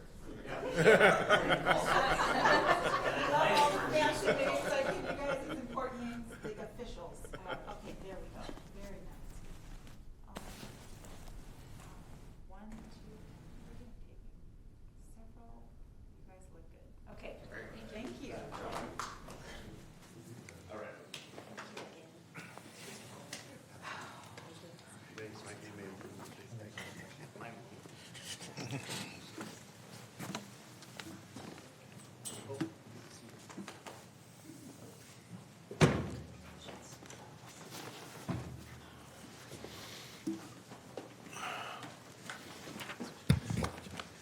Okay. Well, let's move on to item 51. Was there any public comment on? No. Okay. Plenty of public comment. Yeah. Item 51. Okay, item 51 is the approval of the 2023-24 federal and state legislative priorities. Supervisors, we have Ms. DeBoer coming up. She's currently the acting legislative affairs director to give a presentation on this item. Okay, thank you. Good morning, Alicia. Hi, good morning, Chair and members of the board. I'm Alicia DeBoer, acting Governmental Relations and Legislative Officer. Each year, the board adopts the federal and state legislative priorities. This document establishes the principles of the board and guides legislative decisions and advocacy efforts made on your behalf. Not sure it is. Is that working, honey? Over the next 20 minutes, Use this. thank you. Over the next 20 minutes, I will first have Audrey Wachajchek, our state lobbyist, give an overview of the past legislative year and a forecast of 2023. I will then highlight federal achievements, provide an overview of the process and top changes in the platform, and then open it to you to provide input and comments. Thank you. Morning, Audrey. Morning. Okay. Yeah, thank you. Good morning, Audrey Ratajczak from Cruise Strategies. Great to be here today to present on the legislative successes that we had on behalf of the county in 2022, and then a quick look ahead into the new session that just started in early January. I feel like last year we had a really great year, and it was so great to work with all of you, the supervisors, and with Alicia and our state delegation to put forward the county's legislative and budget agenda. Before jumping into our specific county proposals that we worked on last year and some of the successes that we had, I wanted to provide a very brief high-level overview of some of the larger budget and policy issues that were advanced by the legislature last year, with the caveat that some of that has already been scaled back a little bit in the governor's January budget, given the $25 billion deficit this year. But last year, if you recall, there was a almost $100 billion surplus for the state that led to lots of spending on climate, infrastructure, transportation, and drought preparedness. Transportation was one of the significant investments last year. There was a 4-year, $10.8 billion transportation package. A lot of that focused on funding for transit, freight, active transportation, and climate adaptation. And then there was lots of funding for climate and drought. That was the big package that was done last year, $19.8 billion. It had a focus on water, drought, wildfire, extreme heat, sea level rise, and energy. We've provided a funding breakdown of where that money is going and the different programs that the county could potentially be eligible for, and provided that to departments, and we'll keep it updated as those state programs start to get rolled out. And then last year, a big part that's continuing on into this year was the Care Court proposal. That was the governor's initiative that ended up passing in SB 1338. We had worked with the state associations to advocate for amendments to make the proposal workable and just to help provide the necessary resources and funding to the county to make this successful. As you know, we're part of the second cohort that will implement that in December of next year. So we continue to work with our county partners this year to ensure there's enough funding as we take on that new responsibility. So that was some of the big items from last year, again, with the governor's January budget this year. Some of that's already been scaled back or put off into out years, but he's looking for federal funding or other resources after taxes come in at the May revise to see if some of those can be adjusted. I will note that 2 of the main topics that didn't have cuts in the governor's January budget were homelessness and drought and water response. So those were the 2 areas that kept a lot of that funding. To Supervisor Cerna's question, the HAP program is most closely tied to the point-in-time count, and he put $1 billion into the 5th round for that. At the federal level, it goes through the continuum of care, and it's a lot more convoluted process, but I know Emily is working on a memo that will answer all of that. So at the state level, HAP has been the most tied to that, and that was one of the investments that remained in this year's budget. Through the chair, it's the proportionality that I'm most interested in, so hopefully that's understood. Yep. Thanks. So that was kind of the overview from last year. I wanted to talk about a few of the successes that we had on county-specific items that were really exciting. Last year, we worked really closely with Supervisor Desmond and Supervisor Frost on a request that went through CHP for $5.5 million to help bolster state and local sideshow task force.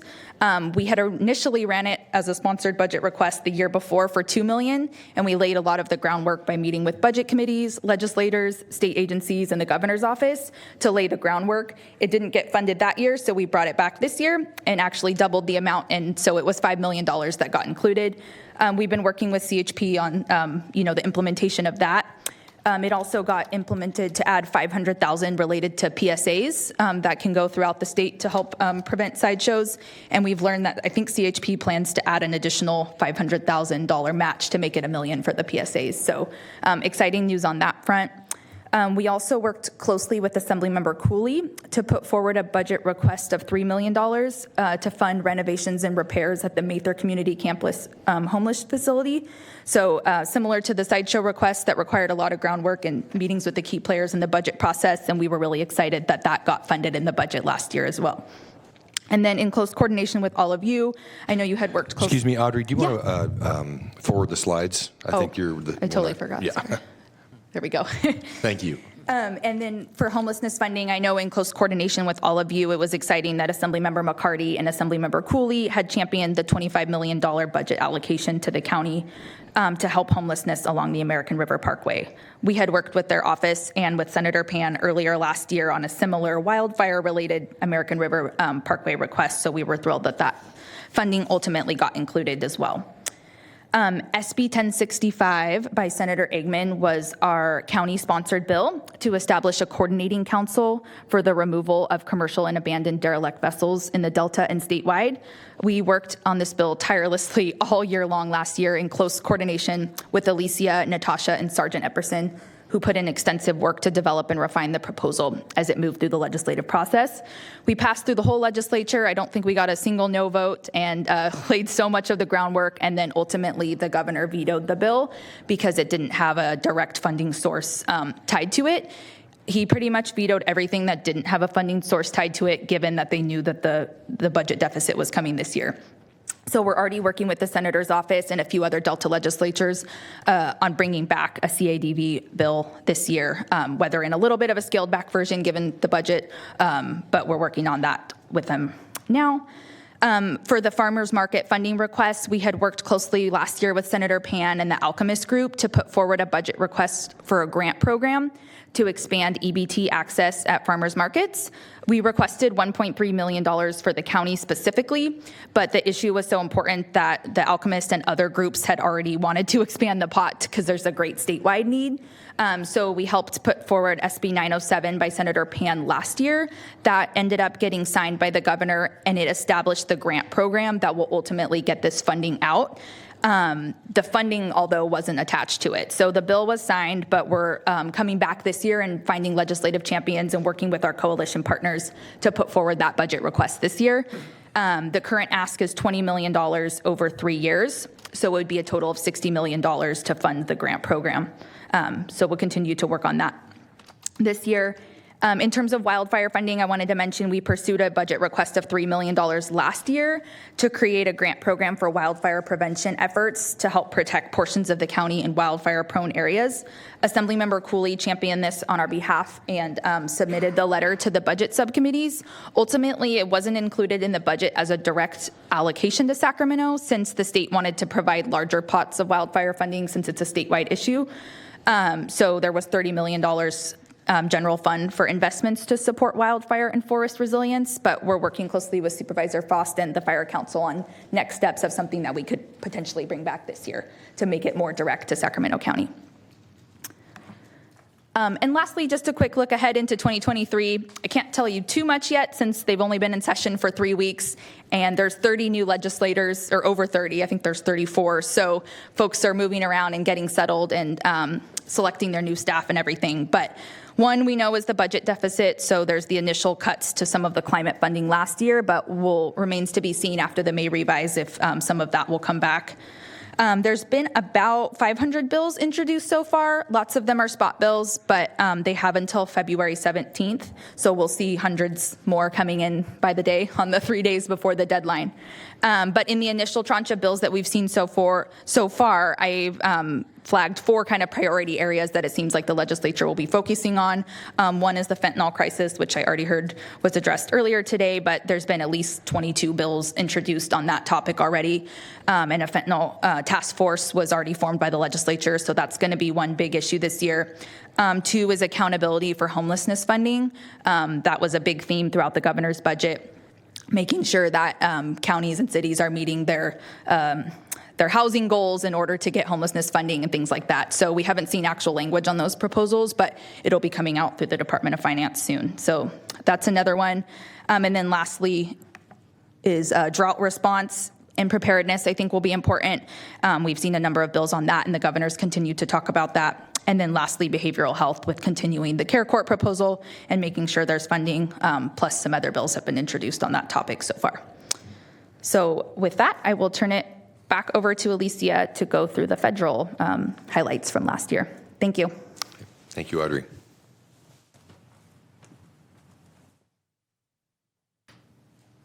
Thank you, Audrey.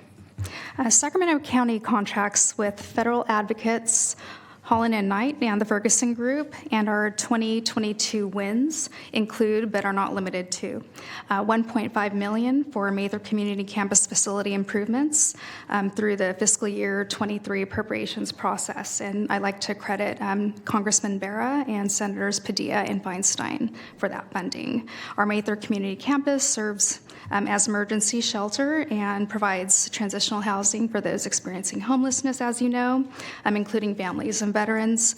The structure needs to be secure and safe, and so funding for that effort helps, as well as the state's $3 million. We also secured $2.8 million for the county's regional conjunctive use project. Again, thanks to Representatives Barra and Padilla. This helps construct 3 drought relief projects to build a more drought-resilient, sustainable water supply for the county and our residents. There's also FAA grant and stimulus funding for airports, grant funding for at-risk youth, and more. I have our federal advocates on the line if you have any questions in that area. Okay.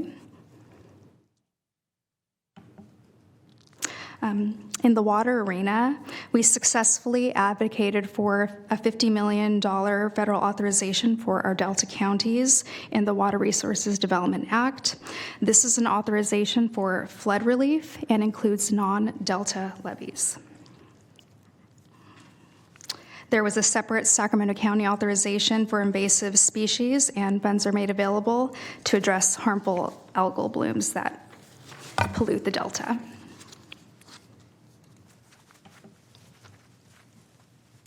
Here are some 2023 federal opportunities to pursue. We can compete, again, in the appropriations process, but for 2024, the President's omnibus package includes funding for homelessness, housing, and community development infrastructure, and how that translates to Sacramento County is being discussed. There are other funding opportunities under the bipartisan infrastructure law that the county can benefit from. And in addition to what's here on recent storms, as you know, the President declared a California emergency and authorized FEMA to assist counties, naming Sacramento. And this action maximizes flexibility for federal assistance.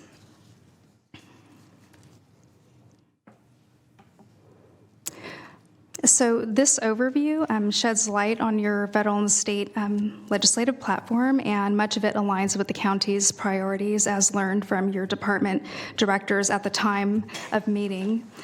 This leads me to the process. In the fall, I met with department heads and our federal and state advocates to review the platform and provide changes and input. Overall, changes were not substantive. The main changes include making it a 2-year document, and that's to coincide with the legislative calendar. This doesn't prevent the board from taking any action during that time frame or sponsoring legislation. There was also language cleanup for purposes of clarity, meaning wasn't lost, and almost all of the statements positioned the county to receive funding. Explanation of the changes are in your board memo, and I open it to you for comments and suggestions. Are there any questions or comments? Supervisor Hume. Thank you.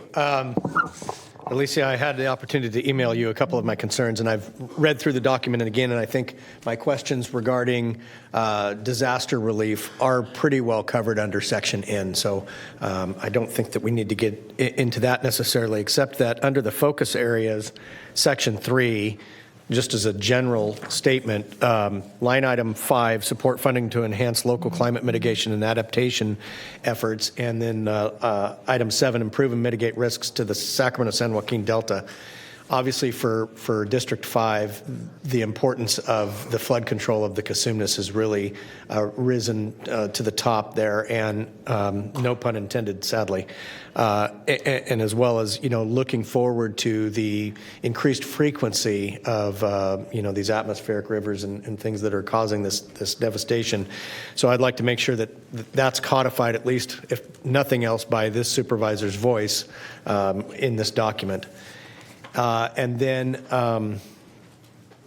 under item B, I guess it's B, transportation, Section 8, supporting federal grant requests for transportation and other projects. A lot of things were struck relative to specific projects, and I think it was just given more to general priorities. And I recognize that I'm coming into this process late as far as what's already been hashed out up here on the dais. And I do know that there is no way I'm ever going to get enough funding for the roads in the 5th District.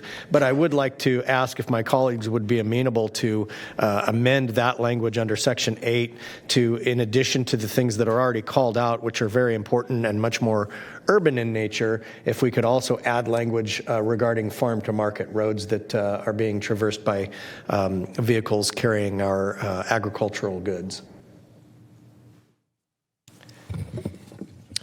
Okay, thank you, Supervisor Hume. Mr. Chair? Yes, go ahead. Just some clarification. Please. So,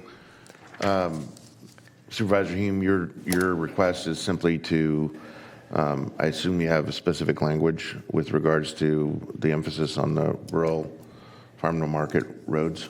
Yeah, that was the language. Okay, all right. Thank you. Okay, and that's in which section? Can you just... Sure, it's page 13. It's under, I don't know, heading B, transportation, subparagraph 8, support federal grant requests for transportation and other projects.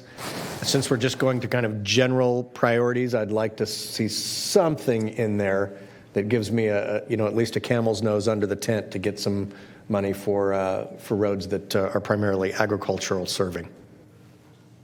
Okay, and then so before we take action on this, I'll go to the other supervisors for comments, and then when we get to the point to decide if there's support to incorporate a change, or if it's something we need a little more time to make that change and come back. So with that, unless Supervisor, you have a... Yeah, I just had a question though, just so I know there's others in the queue. We struck though reference to these specific roadways, correct?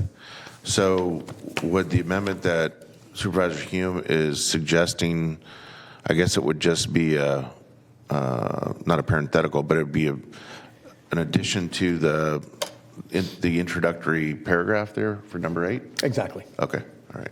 Thank you. To be clear, Supervisor Hume, are you asking that we bring back what I struck? No. No, okay. We can make a letter B. No, and in fact, just the opposite. And I don't want to belabor this issue because I know it's somewhat academic in nature, but given that we are going away from the specificity of named projects and more towards overarching goals of what we would like to support, I would just like to see something codified in there, since we're talking about more urban uses and the support of new housing uses, that we also at least make mention of the importance of our roads that carry the food that we eat. I think it would just be like a comma after the last word in the introductory paragraph, and including the language that Supervisor Hume has suggested in terms of, what is it, farm to market? Sure. And maybe, if you could work something up very quickly, we could get through the rest of the agenda items and maybe come back to that if we can see the language in here. I'd like to see it in print, what it's going to look like, because I'm having difficult, Sure. I just hope former Supervisor Don Tully is watching right now. I'd be very proud of you. Yeah, that's for sure. Jeez. Well, let's go to Supervisor Frost. Okay, and Alicia, I want to thank you for the update and all the follow-up information. And also, I want to thank you and your department for all the work that you've done over the past years to help, couple years, I think, to kind of help us with those rural areas. Rancho Murrieta specifically, our Fire Safe Council is thrilled and very appreciative of the funding that we got this year for fire mitigation. And I want to extend a thank you to Metro Fire and Parks and OES and CAL FIRE and Assemblyman Cooley, and I'm sure there's someone I forgot, your team, for all that support.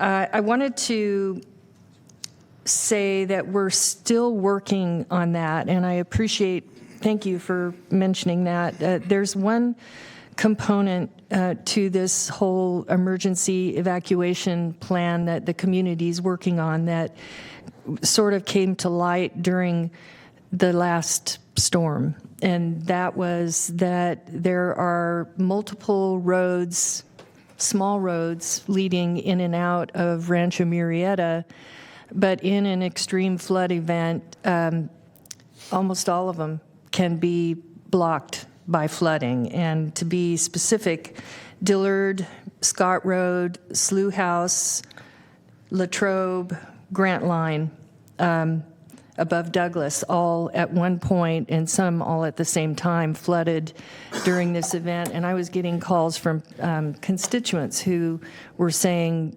basically they had to turn around and go back and spend the night in Rancho Murrieta because they couldn't get out. And I know it was an extreme event, but the conversation is about the safety of those outlying rural communities. And maybe this, I don't know if this ties in to, the same goals, aligns with the same goals of food to, market.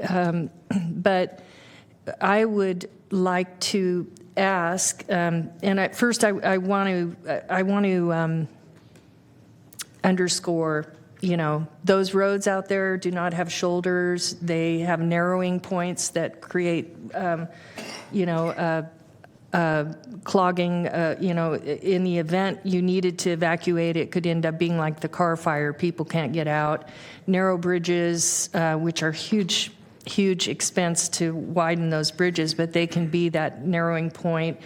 And the fact that there's one main road out, and in some cases in this last event, the only road out was toward Jackson and not toward Sacramento County. And so what I'm asking is if we can include in the priorities, and I'm not sure where I'll ask you to recommend where that would be, if it would be under environmental or safety or transportation or all three.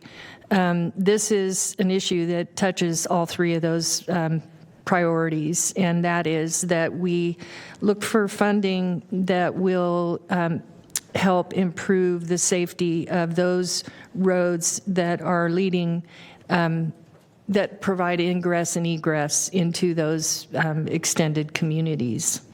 And I also want to note that, part of my thought process is that we have like 800 homes coming in on that side of town in the in the next decade. And it seems like this would be a good time to start advocating for some fixes. And I think there's some ways that we could do that, start working on that. So I'm hoping we can include that, in the priorities. Yes, thank you for that. We do have statements in our transportation section on roads, bike pedestrian improvements, so we have the flexibility to already begin that work, but because of the storm took center stage, it's important to make that a focus area, so I can do that and say something to the effect of advocate for improved road safety and evacuation routes, and I'll look in our transportation section to maybe refine whatever policy statement we have to speak to your concerns. Yeah, and finally, I want to thank you. I think what you did to, create some efficiencies with this process is good, and I appreciate your work. Thank you. Thank you.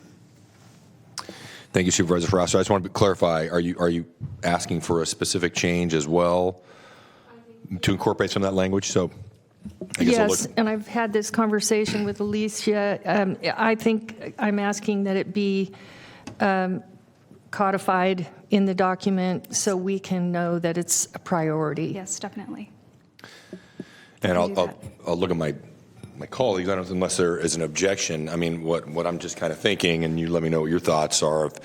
Maybe Elisa, if you can come back, and we're talking about the transportation section, maybe you rework it and try to incorporate this language, and we bring this back. Yes. For a vote at the end of the other agendized items. Can we do that, Lisa? Because it sounds like these are slight changes. Well, you can either do that or just delegate authority to her to do that and don't have to see it. Is that, if it's clear enough what you want, and Alicia can do that after the fact. So I Are can you okay certainly with put that? a finer point on what I was asking for, and it goes with what Supervisor Cerna said, that simply after the word housing on line item number 8, something as simple as saying, as well as farm-to-market roadways serving our agricultural sector. Just something that puts it in there that those roads are important too. And I'd like to add that protection of food supply is the federal government priority right now, and viability of ag is critical infrastructure. So that would be a great addition. Super. Yeah. And I'm not sure where, mine might, I know there's money for flood. There's a lot of money in several areas. So wherever you feel we can best access funding for transportation infrastructure for road safety. Yeah, our federal team is currently working on that, and some of the funding, such as the $50 million authorization that we advocated for through the Delta counties, is for non-Delta levies. So we're hoping that maybe we can pursue that funding toward our devastated areas. Great. So it sounds like some of what Supervisor Frost's concerns can be handled through kind of the delegated authority, but Supervisor Hume requesting specific language. Lisa, would we need to see that in writing before we take action on it, or No, that's or not? okay. Okay. So Yeah. this is specific enough, and it's obviously short. Okay. Okay. I don't see any other supervisors with their hands raised. Any public comment on No this? public comments. Okay, I would just say before we move on to take action on this, thank you, Alicia and Audrey. Very much appreciate this. Appreciate the process. You're reaching out to all the offices. What I would say, something I talked to you a little bit about as well, is on the advocacy side. And I know that's not necessarily part of this. Is I think we have a lot of opportunities in this board by virtue of proximity and by virtue of, I think, you have board members with a lot of expertise in areas to help us identify where we have opportunities to advocate for some of these things. I mean, I'm thinking, we all attend different legislative conferences and things like that. It would be helpful for me if before we attend these, certainly there's a NACO one and a CSAC one later in the year, to sit down and figure out maybe a strategy that may dovetail with the larger efforts of the entity that we are accompanying on these trips, but also opportunities to advocate for some of these legislative priorities.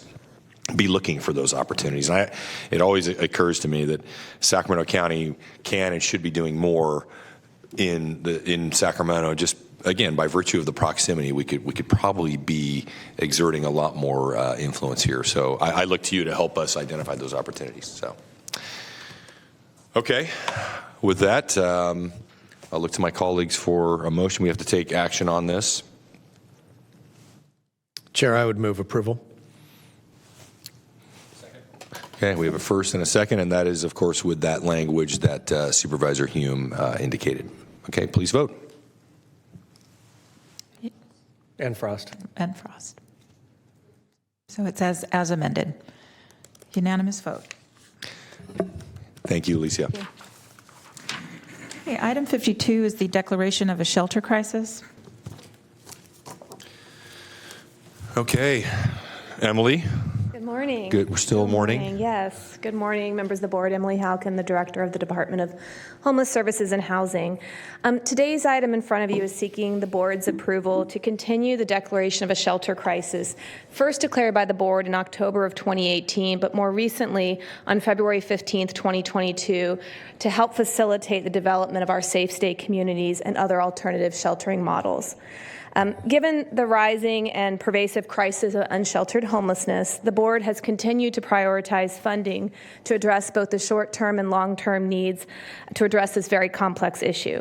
As you all know, part of our strategy is the development of new non-congregate sheltering options that we've named safe stay communities. These shelters invite people from the surrounding communities in and provide intensive wraparound supportive services with the goal of exiting folks to permanent housing. As you know, the board has approved 3 sites to date, which are in various stages of design and/or construction, and it's continuing to look for new opportunities, both within the unincorporated county and in partnership with the city of Sacramento. Critical to our ability to provide this non-congregate sheltering is the use of alternative structures that can be brought online quicker than traditionally built structures.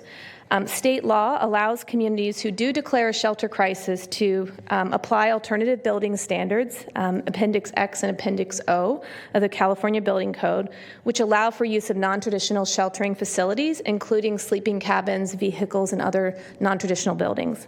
It also exempts certain actions related to development of these shelters from the California Environmental Quality Act, or CEQA, and it provides some immunity from ordinary negligence claims to the county should there be any issues related to the provision of these shelters.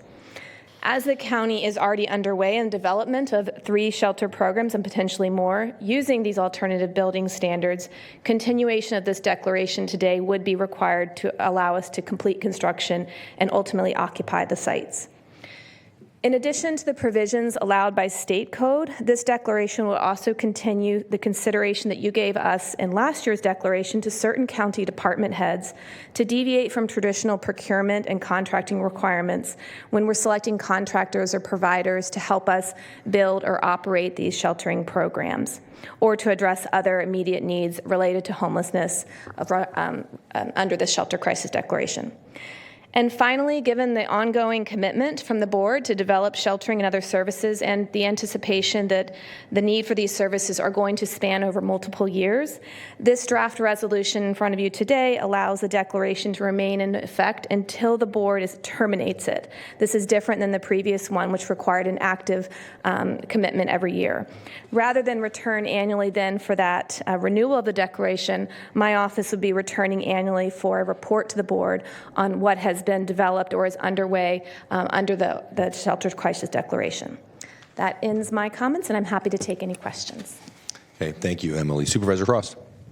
Well, I guess you just answered my question because I was, but I'll, for the benefit of the public, say that, I'm always reticent to do an ongoing, crisis or emergency, but given the extreme nature of the homeless situation, I actually can see where, it's logical that this is going to help you get what you need to get done.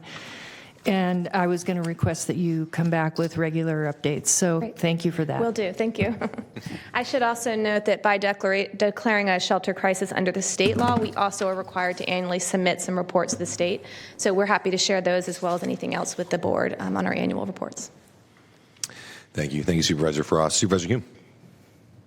Thank you, Chair. Obviously, this is a huge issue and touches many different departments, many different efforts.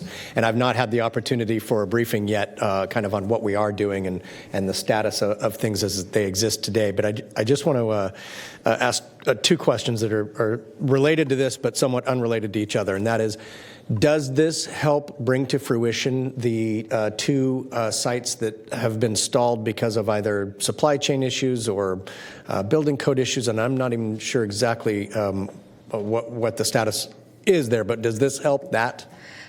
This helped at the front end of that because we did rely on the shelter crisis to allow us to use the sleeping cabins, pallet shelters that are being deployed there. It also did help us. It certainly helped my office in the procurement of the operator, and I believe it helped Mr. Gasaway. He can speak to any specifics about that in his procurement of the contractors. So without this, we probably would have been in a different situation. Certainly appreciate your questions about some of the delays and happy to address those with Jeff if helpful. So this was in place that helped bring that, Yes. but it wouldn't necessarily address the things that have stalled it along the way since then. I want Mr. Gasaway to say if there's any specific things that are still sort of on his radar. From my perspective, we have used this to select the operator for this shelter. Okay. And they are underway. And one of the other great benefits is having them on board for the first shelter as well as the subsequents. They are now an integral part of our design teams so that hopefully the subsequent shelters won't experience some of those same challenges that we've experienced with the first one. Okay, and real quick, second question before he comes to the microphone. I've had somebody approach me who would like to build a structure that would be individual living units, finished out and insulated, no kitchens, no bathrooms, that could be used as shelter, that then leased to the county, and at the expiration of the lease or some other alternative provided, the building could then be converted into storage units. Is that a solution that we would even entertain? I mean, I don't want to provide false hope, but I also don't want to go down a path where we get to the end and it was not fruitful.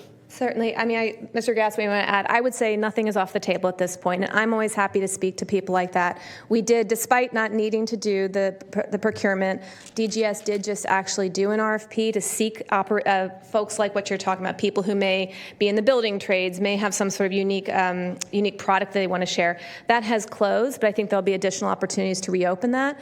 But on a one-off basis, either myself or Mr. Gass would be happy, I think, to speak to that person.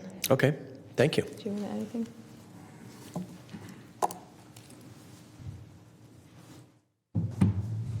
Jeff Gasway, Director of General Services. To answer your question, Supervisor Hume, would the current declaration expedite some of those processes? It has already.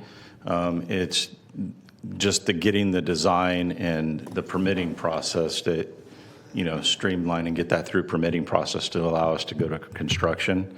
That it's a little, I want to say slow, but it's a process that we need to go through. To get that permit to do construction. And so, and I don't want to belabor this, but obviously I think the intent behind this declaration is to try and get some bureaucracy out of the way so that we can, bring things to bear more quickly. And so are those delays or those hurdles self-imposed? Or are they coming from other agencies and that's just kind of the course of business? I would say it's the course of business and the process that we need to go through. And I think the other piece, the key piece of this that we had to go back to the drawing board on this is Emily and I met with my staff and we had a conceptual design for actually 2 of the safe stays that are currently in the process.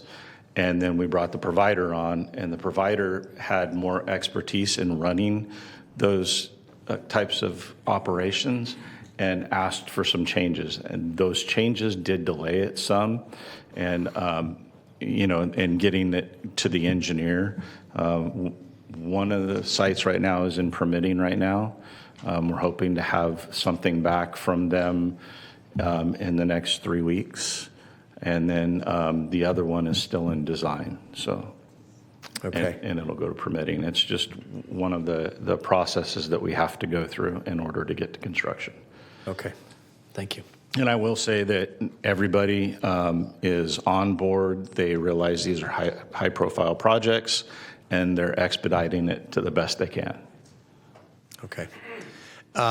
Would there be an opportunity at the back end to debrief on how we could even grease the skids? I mean, obviously, standing up these alternatives are really of paramount importance to at least making a good faith effort towards providing solutions. I would agree with that, and I think we're already learning as we're going. Okay. We're working with a potential provider for the new site and including them in that process in programming and design. So we're learning as we go, but yeah, I believe there would be a chance to debrief and look at lessons learned. Appreciate it. Thank you. All right. Thank you, Supervisor Hume. Thanks for the questions. I thank you, Emily and Jeff, also for highlighting some specific illustrations of how this shelter crisis declaration has already helped open some things up, and also explaining that some of these delays are due to things, maybe changes in the best practice for the operation, but also didn't talk about some of the kind of the bandwidth issues that we have with staffing. Those are really, we've got a lot of things moving right now, which is great. But I know that's required us to maybe table some other things or possibly delay some other things. And I think, Supervisor Hume's question about, other models, other opportunities, other things that come up. I mean, as Emily knows, I ping her all the time. Hey, what about this? What about this? And this location? What about, I have been approached by developers say, well, what if we did this, temporarily, and then it turns into something else afterwards? I mean, I think like you said, we should always be looking at different opportunities, different ideas. So thank you for the presentation. That's certainly helpful to me.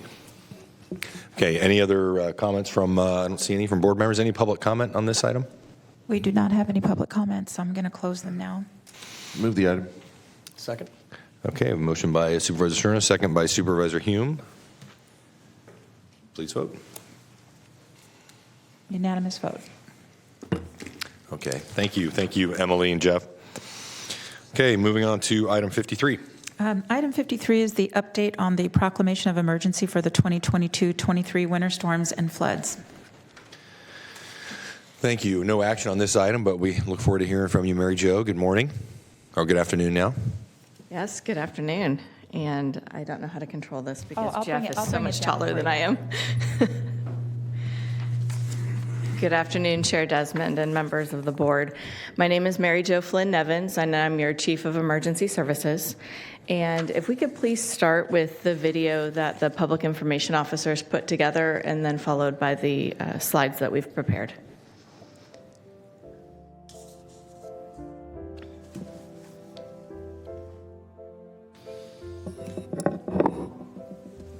You turn up the volume. I'm going to ask Metro if they can, they're trying. Okay, thank you.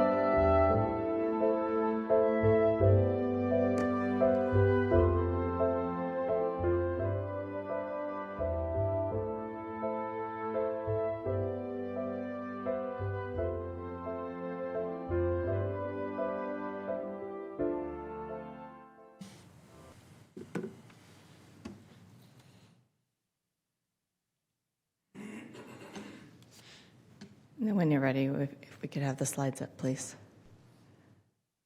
Thank you. And I selected the right button on this. The county's Office of Emergency Services and Emergency Operations Center has been open and activated since Wednesday, December 28th. We actually activated in advance of the New Year's Eve storms because our partnership with the National Weather Service, we were anticipating those large storms to come in.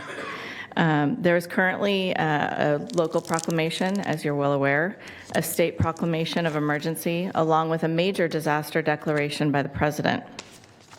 The major disaster declaration has opened up funding for individual assistance, and individual assistance is for homeowners, renters, businesses, basically community members who need to access funding from the federal government. We are also undergoing and finalizing preliminary damage assessments. Those are being completed throughout the state, and we are hopeful that the results of that ends up being additional public assistance. And public assistance is for public infrastructure, public emergency response that has happened as a result of this disaster. Right now, the public assistance that is allowed and provided is for debris removal and emergency protective measures. Some of the areas that were impacted were Wilton. They were under several evacuation warnings and evacuation orders. All of those have since been lifted. Windstorms and heavy rains have impacted a broader swath of Sacramento County and really the state as a whole. And we experienced significant power outages and downed trees and branches. Some additional impacted areas include Point Pleasant, the Glenville Tract, and Franklin Pond, Rancho Murrieta, Herald, and Dillard Road. All of these areas were under either evacuation warnings or evacuation orders was for Point Pleasant. Those have all been lifted as well. There's many challenges with the flooding that happens along the Cosumnes River, and those communities who are adjacent to that river. It's a wild, natural river, and water levels can change quite suddenly. There's about 4 hours of notification time between gauge readings at Michigan Bar and impacts to the Wilton community. So when you're thinking holistically about the response that happened, that short duration of 4 hours is about our notification period for really drastic changes. We do have forecasts that we receive for the rivers that allow us to kind of see where things are going, and those can be very up and down and change very suddenly based on the water level that's coming. I did want to address some of the county's response. Just know that these numbers that you're seeing provided to you are already a couple days old. We are working on collecting additional data. I know that Roads has shared that they've had over 1,400 service requests that they've received so far. And with that, there's thousands of potholes. This is such a small number, it doesn't even do it justice for what they've received in terms of service requests. For every service request, there may be multiple potholes. And then we encourage residents who are still concerned about reported activities to use and contact 311 to report conditions. And then this information may change as we continue to gather additional data. The water resources, at the time this information was collected, had delivered over 84,000 sandbags and 1,300 tons of sand to sandbag locations. They had received more than 650 requests for calls to service through 311 and more than 85 staff involved in field storm response operations. The county had a pretty significant role in providing services for those who might be unsheltered during these storms. Homeless services and housing, regional parks, behavioral health had opened motel vouchers to allow people an opportunity to stay in a sheltered environment. That had a 350-person capacity. Park rangers, homeless navigators, and behavioral health staff connected with people in flood areas along the parkway to offer shelter and transportation to the shelters that were established. We opened the North A shelter at 135-person capacity. Howe Park Community Center at a 50-person capacity. The Ethel Hart Senior Center had a 40-person capacity, and Cal Expo at 175 capacity. We activated 211, and their partnership has been absolutely wonderful in getting information to the community for callers who need additional information, and also as a self-referral for weather respite shelters. Mary Jo, can I just stop you there for 1 sec? So I think it's really important to note as we were scrambling to open additional shelters. First of all, this doesn't include additional sheltering efforts by the city of Sacramento as well, correct? Okay, so there was some additional. But in our discussions, I mean, it became very clear that no one was turned away for shelter. As the need expanded, we expanded the available shelter space. Is that right? Is that accurate? Is correct. Okay. I want to make that abundantly clear, because sometimes you see things on social media and elsewhere where it mischaracterizes the situation. But I think you did an outstanding job identifying these locations and making sure we had the capacity, as well as the outreach, as well as the transportation resources for people. And I just wanted to extend those thanks to the Care and Shelter team, who really were instrumental in making sure those resources were available for the community. Thank you. Additional resources included behavioral health, who provided 45 clinicians and peers across the 3 shelters, who provided emotional support, crisis intervention, education service and support, and really reconnecting individuals with their providers for follow-up. Regional parks had more than 300 medium and large trees that fell within their respective properties. In addition to the trees, more than 100 large branches had fallen, and 40 park maintenance workers were involved in the cleanup efforts, putting more than 3,100 hours of service into this cleanup and removal, and also the work that they had done in advance of the storms, working with the community and notifying them of the potential for flooding dangers. I'm going to interrupt you again. I'm sorry, Mary Jo. not a harbinger of things to come for the year, but with the cleanup, so now we're in cleanup. I mean, I know that we were in the emergency response mode out there trying to get people connected with services, get them out of the parkway and out of some of the areas in our regional parks to get them to safety. My office has certainly been, and I'm sure my colleagues share this, a lot of concern about a lot of the debris that's been left behind. That looks like it's either washed into some of the watershed, the river itself, or on the verge of washing in. Can you talk a little bit about some of those cleanup efforts? I mean, I'm assuming some of these areas are not even accessible yet because the ground is so saturated. Can you talk a little bit about that and provide some reassurance to the public that, yes, that is a priority of the counties to get to these areas and clean up that debris? It absolutely is a priority of the counties. What we're working and focusing on right now are the life safety debris that we need to address, either blocking a public right-of-way, a tree that still has the potential to fall over, those kinds of things that could actually cause harm or danger. For additional debris that might be in the waterway, that is a challenge that we need to work through with FEMA on. There are some requirements for environmental, historical preservation, permitting and documents within waterways.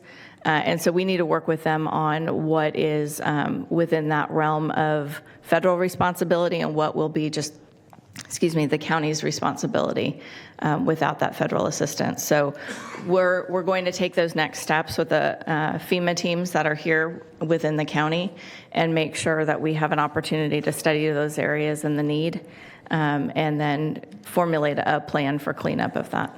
So if I hear from members of the community, they're in a county regional park, and they say, hey, there's a bunch of debris, abandoned camp. It's just a trash, and it's on the verge of washing in. Can they report these things on 311? Does it have the mechanism to do that? Yes. Okay. We can receive those reports from 311 into the Emergency Operations Center.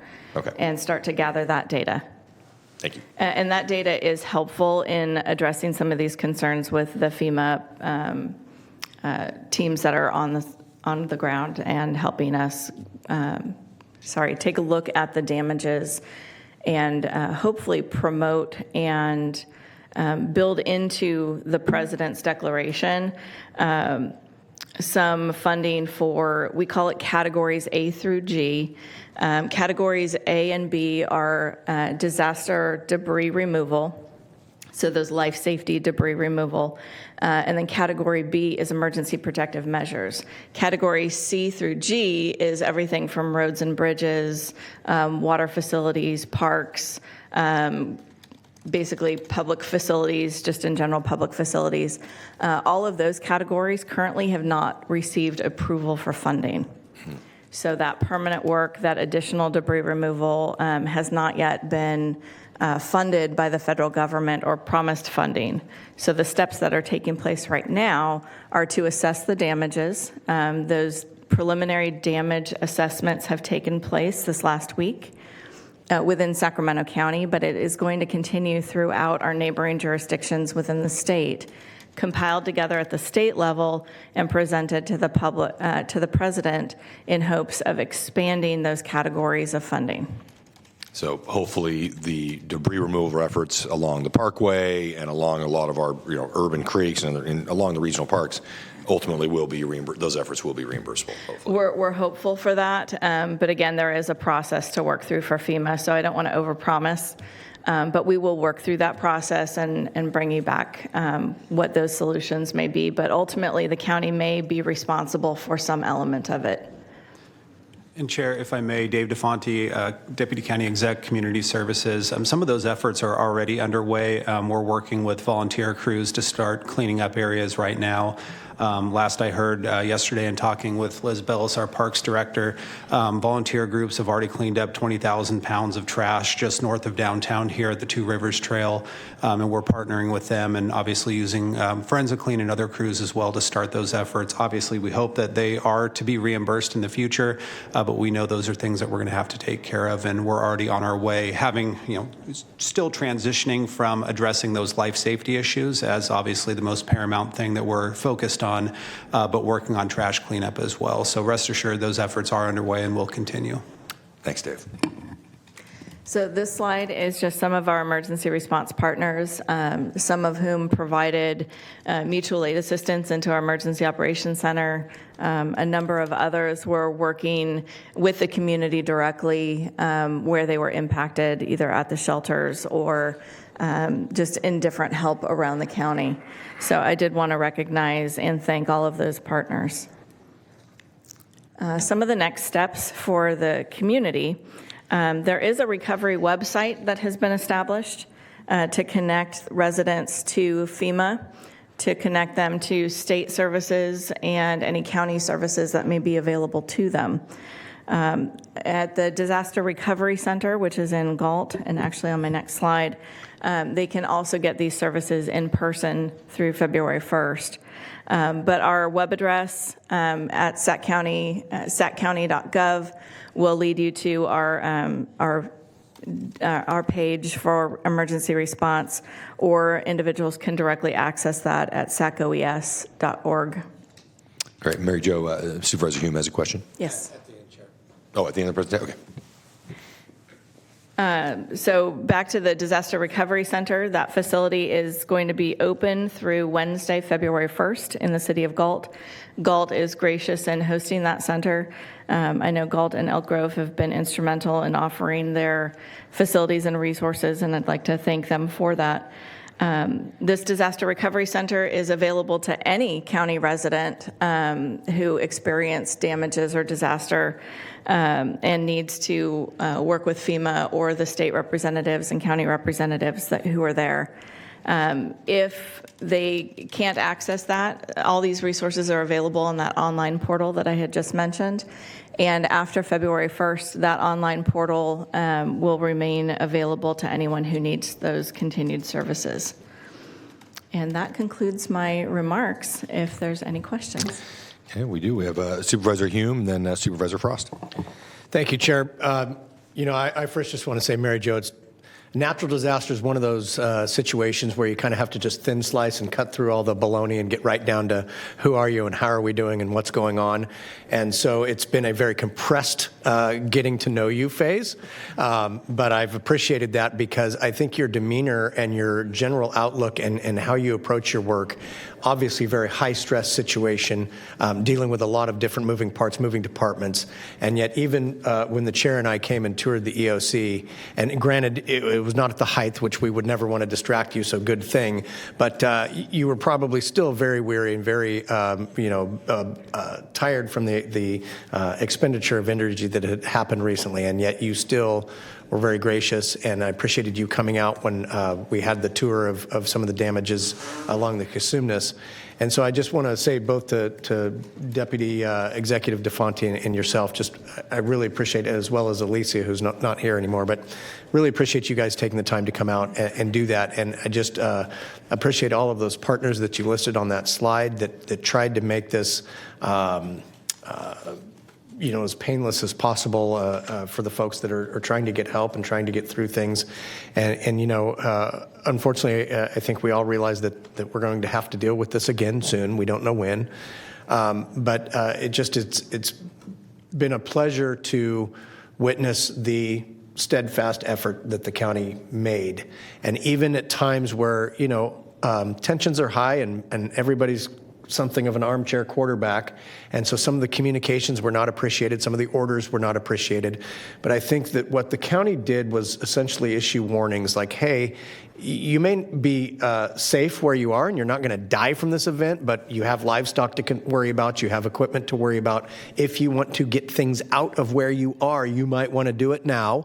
And if you're in a situation because either you don't have food, water, or you need medical help or whatever else, you're on a certain devices, help will not be able to reach you soon. And so sometimes I think when an evacuation order is issued, it's not necessarily to say you're an immediate threat of life, but that life is going to get very complicated and difficult. And to the extent that you can make it easier on yourself, you should. And I'll say this, that one of the most eye-opening things, and I didn't realize how prophetic it was, but at SAFECA, having my briefing there, And the first image put up on the screen was a gentleman post-Katrina in waist-deep water, pushing a laundry basket full of stuff. And he was told, this is 70-something degree water. This does not happen in a flood event in the Sacramento area because that's 40-something degree water, and that person is going to die of hypothermia if they're left to that exposure. And so seeing that picture of the person where the water is nearly cresting the roof of their car, things can go south very quickly. And so I just hope that the public recognizes that and realizes that, turn around, don't drown, much like what we deal with railroad tracks. It's take these threats seriously. But I just wanted to express that, both what a pleasure it's been to see you in action, the work that the county's done with the help of our partners, and then finally the last thing I'll say is the communication relative to, if you need assistance, here's what we have available, and standing up that relief center down at Cibola. I've appreciated being able to share that information and get that out to folks who, oftentimes don't know where to turn and how to turn, and at least connecting them with somebody that, if not is able to provide immediate assistance, can start to point them in the right direction to get their life back on track. And so, again, I just generally kudos to the team, and I wanted to thank you for that. Thank you. Thank you, Supervisor Hume. Supervisor Frost. I want to echo what he said, and I won't take the time to say it all, but I feel every part of it and appreciate the tour and appreciate your and all the hard work of everyone through all of this. And I know there were people out 24/7. I heard from transportation. I heard from several departments. It was monumental. I wanted to ask you, is it possible to obtain a link to the video to share that with our constituents? Because I think it might give them,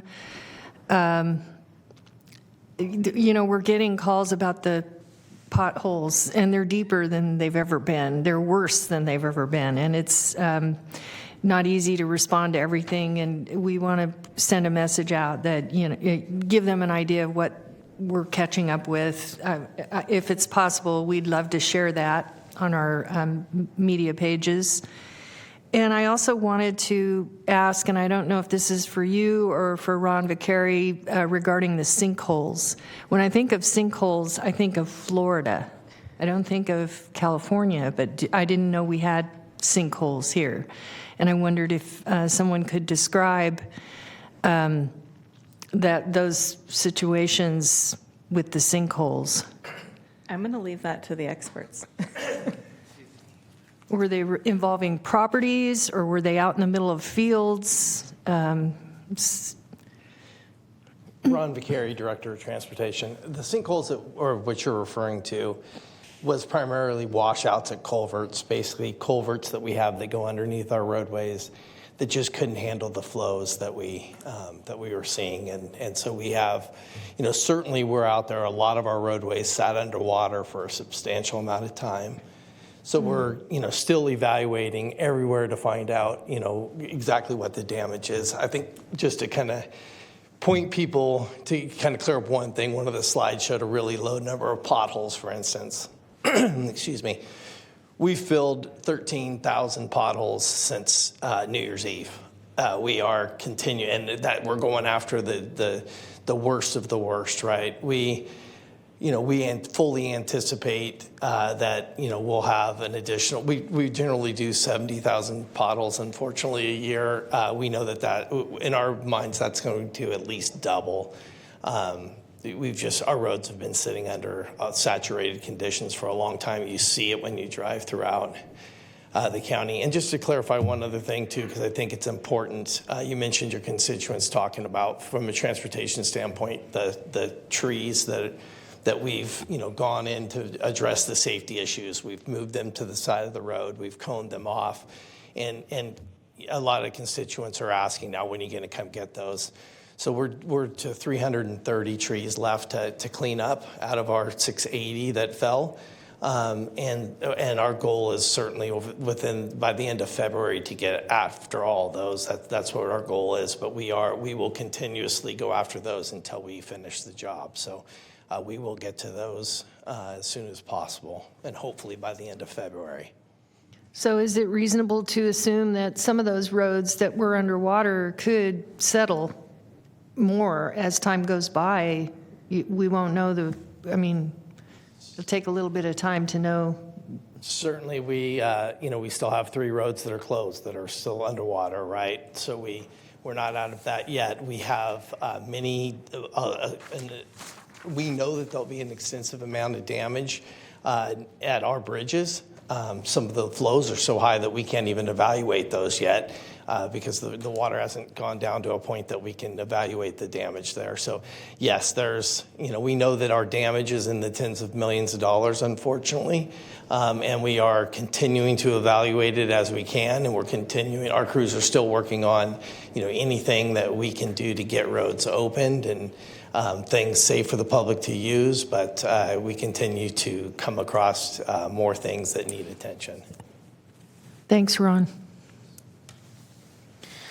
Thank you, Supervisor Frost. Great suggestion, because I think having that information to get out there, put out there to our constituents to really make sure they understand the scope of this and how much work still needs to be done and how much work you've already done, especially on the DOT side. That'd be valuable for me too, both a link to the video and some of these numbers. I mean, the communication was great kind of when we were in the thick of the storm, but I think now to continue that communication for us to be able to push out. Yeah, I don't want to create work, but if you do have pictures of potholes that you can include with it, it would, because they're going to email us back and say, you didn't mention the potholes. So, yeah, thank you. I reported 3 of them this morning on 311, Ron. I want you to know that. And well, Mary, I don't see any other comments from supervisors, but I just let me add my thanks to the chorus here for the work that you did and all of the county staff did. I know Siobhan and Emily were there working so hard to get shelter for the homeless population, and really, some tough times, tough conversations, and dealing with some of our other municipal partners in the region, but really a great job. And I just so much appreciate your efforts, and I know there were a lot of late nights, a lot of people there overnight and dealing with some of these problems. So thank you, all of you. And David, yes, you had some comments. Yes, thank you, Supervisor Desmond. I did want to extend appreciation for Mary Jo. She spent a long time at the EOC, the Emergency Operations Center. She had a cot in her office in which she slept in her office as she took care of things. But not only her and her team, her mighty team of, I think, 6 or 7 folks on her team, but her collaboration and coordination with all our partners and all the other folks that were in the county. But not only the folks that were working in the EOC, and many of them were responding from the Galt and from the Herald area where they had floods, and they were still responding to the EOC to take care of the constituents of Sacramento County. We're very proud of the work that they did and them stepping up and helping us on that. I know at least several directors that are actually from the Wilton area that had to make decisions to come into the office or protect their home, and they came into the office to do the larger piece of it. But in addition to those folks responding to the EOC and responding to the storm, that we also had many employees continue to work to keep the lights on. So we had a lot of folks diverted. So we truly appreciate the work that those folks that keep the lights on. And just on behalf of County Executive Ann Edwards and her executive team that sits here behind me, we just want to personally thank all county employees and our partners that truly stepped up to help us do this, and wish we could shake everybody's hand, but we should all be very proud of the team that we have in Sacramento County and the efforts that they brought forward on this storm. And I know we are all proud and want to say thank you to that team. Thank you. Great. Thank you so much, David. I know, Mary Jo, most of us hope to avoid in these emergencies, but I know you live for this. So I hope we don't have to see you too often here in the chambers presenting to us. I do have to say I enjoy my job, and I'm grateful to be here. But one of the wonderful things is to be able to help the community during a crisis. And it's not just me, it is the county's team holistically. And when I say county, I mean all the moving and different pieces and parts within the county coming together as well. So thank you. Thanks, Mary Jo. Okay. Well, no action required on that item. Any public comment? We do not now close the public comments. Okay. Then we'll move on to item 54. All right. So item 54, this is a continuation from the last meeting on your own ranks appointments, and so we're going to really focus on the ones that are highlighted. If there's anything here that you want to talk about or make changes, feel free to interrupt me. Okay, so first on the Area for Agency on Aging Governing Board, and I believe we were coming back to see if you wanted to designate an alternate, Mr. Hume? Yes, I'd like to. Excuse me, I'd like to designate my Chief of Staff, Rebecca Sloan. Okay. And then on the Cal ID RAN Board, what are we doing here as far as your alternate? That's a good question. We're going to write it out for right now and learn more about the actual board and how often they meet. And so I've got a briefing scheduled, Okay. but nothing imminent. Okay, so we'll leave that vacant. Well, you can just put me down for now. Yeah, we'll have you in there as Okay. the member, but we'll Great. leave your alternate seat vacant. If we jump down to the Lower American River Conservancy Program Advisory, we were looking for the designee. And I believe that would also be Rebecca Sloan. Okay. I will add her on there. Let me just make sure. Yeah, that one didn't have any restrictions. Let's move on to SAFCA. I'll go ahead and take that one. Okay, and do you want to list Ms. Sloan as your alternate? Sure. Okay, we will add her. That confirms that. Okay, let's move down to the Sacramento County, California Capital Air Show Board of Directors. This was not on your own ranks, and we have since added that because you do have seats that you designate. So I will ask the chair who he wants to. Well, I had someone, I was thinking maybe I can just designate Ms. Sloan for this one as well, but no. I'd like to nominate Felipe Fuentes. Okay. I could hear groaning coming from the second floor, a certain particular area. All right, we will make that change, and that's a 2-year rotation. Obviously, this board could make a change at any point in time. The Sacramento County Community Corrections Partnership, we are adding Mr. Hume to that. So we also added the CCP board on here. This was not on here the last time, I don't believe. And so we added that. So you're automatically on that board. And so we're just going to memorialize that. And then if we go down to the Sacramento Metropolitan Cable Television Commission, would you like to nominate Ms. Sloan to be your alternate? Thank you. All right, 2 more to go. Sacramento Public Library Authority, do you have an alternate? And this would need to be an elected official. I do. Folsom Cordova School District Trustee Jen Larrett. Okay. We'll make sure we add her. Thank you for that. And then the Sacramento San Joaquin Delta Conservancy, your alternate. Right now we have Excuse me, Don Flo. Thomas. I mean, I see District 4 also has an alternate on the Yes, I Library just Authority. I wanted to remove Assemblyman Josh Hoover will no longer be able to serve, and I'm still looking for an alternate. Okay, we will vacate that seat. And when you find someone, you could just notify the clerk's office, and we'll take care of that. Thank you. You're welcome. Okay, San Joaquin Delta Conservancy. I'll go ahead and keep myself on there, and you could list Ms. Sloan as alternate. Is that correct? Okay, so right now we have Don Thomas on here. So you want to? No, I'd like to keep Mr. Thomas then. Okay. All right, thank you. And then, Apologize, I don't have the paperwork in front of me. And Ms. Sloan thanks you. Yes, she does. I can hear the groaning being retracted from the second floor. Okay, I'm so sorry. I wish I would have known. I could have given you my copy, and I would have went online. Okay, so we are done then. I think you wanted to think about that and confer with her, so we're done Okay. as far as that is concerned. Any other items that I missed? No changes? that's Okay. it. If we could quickly get through item 55, I know you guys have things to do. You do have a lot of items to consider today. So you're continuing to February 7th, the Sacramento County Mental Health Board, February 28th, the Elk Grove Consumnes Cemetery District. You're continuing to March 14th, Antelope Community Planning Advisory Council, Assessment Appeals Board, Building Board of Appeals, Cemetery Advisory Commission, Children's Coalition, County Service Area 4C Delta, In-Home Supportive Services Advisory Committee, Maternal Child and Adolescent Health Advisory Board, Natomas Community Planning Advisory Council, Orangeville Community Planning Advisory Council, Sacramento County Behavioral Health Youth Advisory Board, the Sacramento County Commission on the Status of Women and Girls, Sacramento County Treasury Oversight Committee, South Sacramento Area Community Planning Advisory Council, and the Southeast Area Community Planning Advisory Council. And for your matters today, first up is Cordova Community Planning Advisory Council. Supervisor Desmond. Please continue to March 14th. And Mr. Hume. Continue to February 28th or March 14th.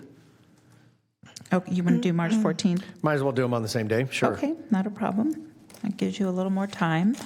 Let me make sure I didn't leave anyone out. Consumnes Area Community Planning Advisory Council. Supervisor Frost. Please nominate Jim Crowder and continue open seat to the future. I'll just put you out to the furthest date on March 14th. Thank you. Mr. Hume? I will continue mine to March 14th as well. Thank you. County Planning Commission, Supervisor Kennedy. Please reappoint Genevieve Wong and waive the process. Okay. Second. Thank you. Please vote. Unanimous vote. And then Ms. Frost. Are we on the County Planning Commission? Yes, ma'am. Okay. I would like to nominate Justin Rathel, please, and waive the process due to potential quorum issue. Second. Unanimous vote. And then Supervisor Hume, what would you like to do? Well, I have no idea what the process is, but I'd like to nominate Joe Phil Borja and waive the process. Second. Okay. Okay. See, Chair, I pick up quick. Nice. I was a much slower learner than you. Awesome. Now we have a completed board, so that's a unanimous vote. County Service Area 4B, Slough House, Wilton, Casumnes. Mr. Hume. I believe I'm continuing that to, let's go ahead and make it the 314 meeting as well. Got it. Delta Citizens Municipal Advisory Council. Same thing, we'll continue that to 314. Thank you. Developmental Disabilities Planning and Advisory Council. The Chiefs recommend reappointing Maureen Fitzgerald and continue the remainder to March 14th. Okay. And moving on to the Equal Employment Opportunity Advisory Committee. Continue to March 14th. Local Child Care Planning and Development Council. Continue to February 28th. North Highlands Foothill Farms Community Planning Advisory Council. We'll start with Supervisor Cerna. I don't have any notes on that.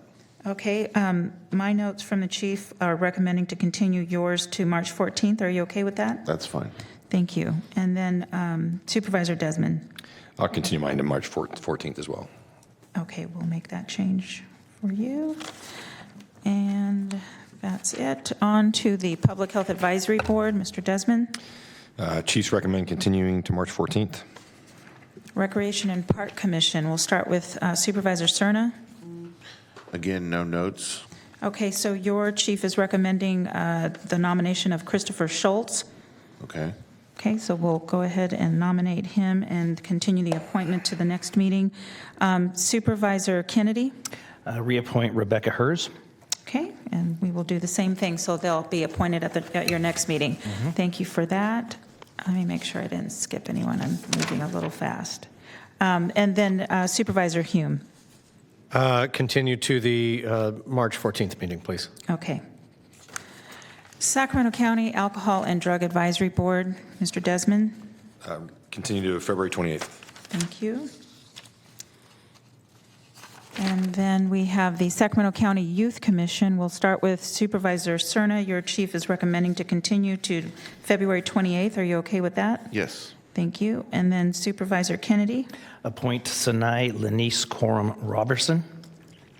And continue the remainder to February 28th? Correct. Thank you. And then we're now Mr. Desmond. Continue to March 14th. And then Mr. Hume. This is the Youth Commission, correct? Correct. Okay, I would like to nominate the following individuals, please. Allison Flowers, Celine Cheen, and Joyce Lynn. Okay, so we'll nominate them today, and then they will be appointed at your next meeting. Great. All righty. So all of yours are filled. So moving on to the Veterans Advisory Commission. We'll start with Supervisor Cerna. Would you be okay with continuing to February 28th? I would. Thank you. Mr. Kennedy? Continue to February 28th. All right. And last one is the Vineyard Area Community Planning Advisory Council. We'll start with Supervisor Kennedy Continue to February 28th. and Mr. Hume. I'm going to ask to go to the 14th, since all of my others are on the 14th. Okay. And that concludes your nominations.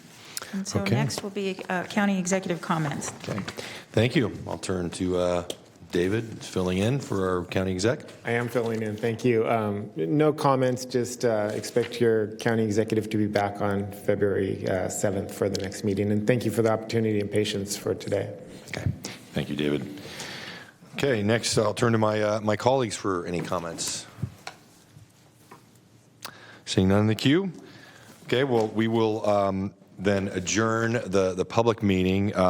So for closed session, just make sure I have it right. We are meeting in hearing room number 1, and then we're coming back into chambers for closed session, and then we go upstairs for closed session. Is that correct? Correct. I have it right. So we'll be getting our steps in. Mr. Chairperson, I do Yes. apologize to the board. I did not realize there was a public comment for nominations, so. Oh, I'm sorry. I did not ask you that. I apologize. Yeah, and I didn't look up, so I do apologize. So I'm going to ask Darrell to transfer that caller, please.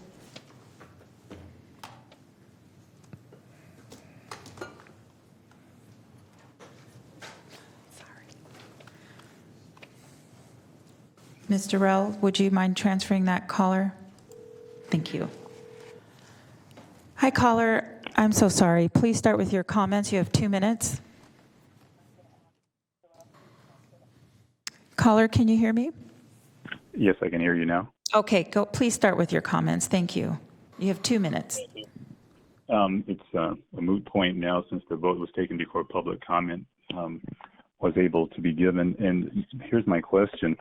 The open filing for the County Planning Commission was stated as last Monday through the 31st of January.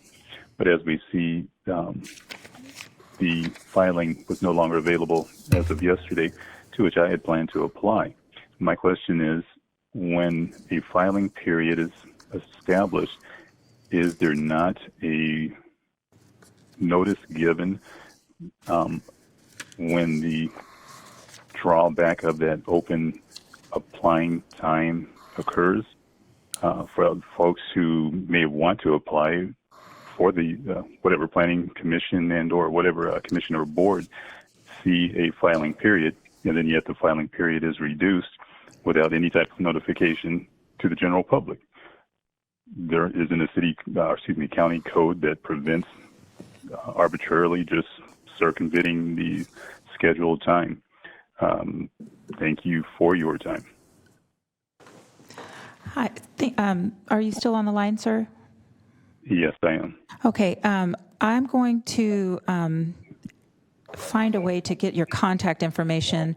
A lot of the information, our advertisements and what our vacant seats are listed on the Clerk of the Board's website under Boards and Commissions. And we also do advertise when seats are opened and the filing dates are closed. And so this was properly noticed. And so I'll have to get back to you so that I can give you more information. And someone from my office would be able to walk you through that process so you would be able to follow some of the future openings. Oh, that would be no problem. I didn't see any notification of the closing of the filing. It opened last Monday, and that was the last I saw. Yeah, so we don't have any electronic notifications, but if you could email the board clerk at saccounty.gov, someone from my office will get back to you right away. Okay, thank you, caller. So with that, we will adjourn public hearing and reconvene in closed session. I'm going to have, we'll do that in 10 minutes, come back in 10 minutes, give ourselves a few minutes before we come back into the hearing room 1 for closed session. Yeah. Is that okay? All right. You have your Got to make sure I don't have stains on my shirt.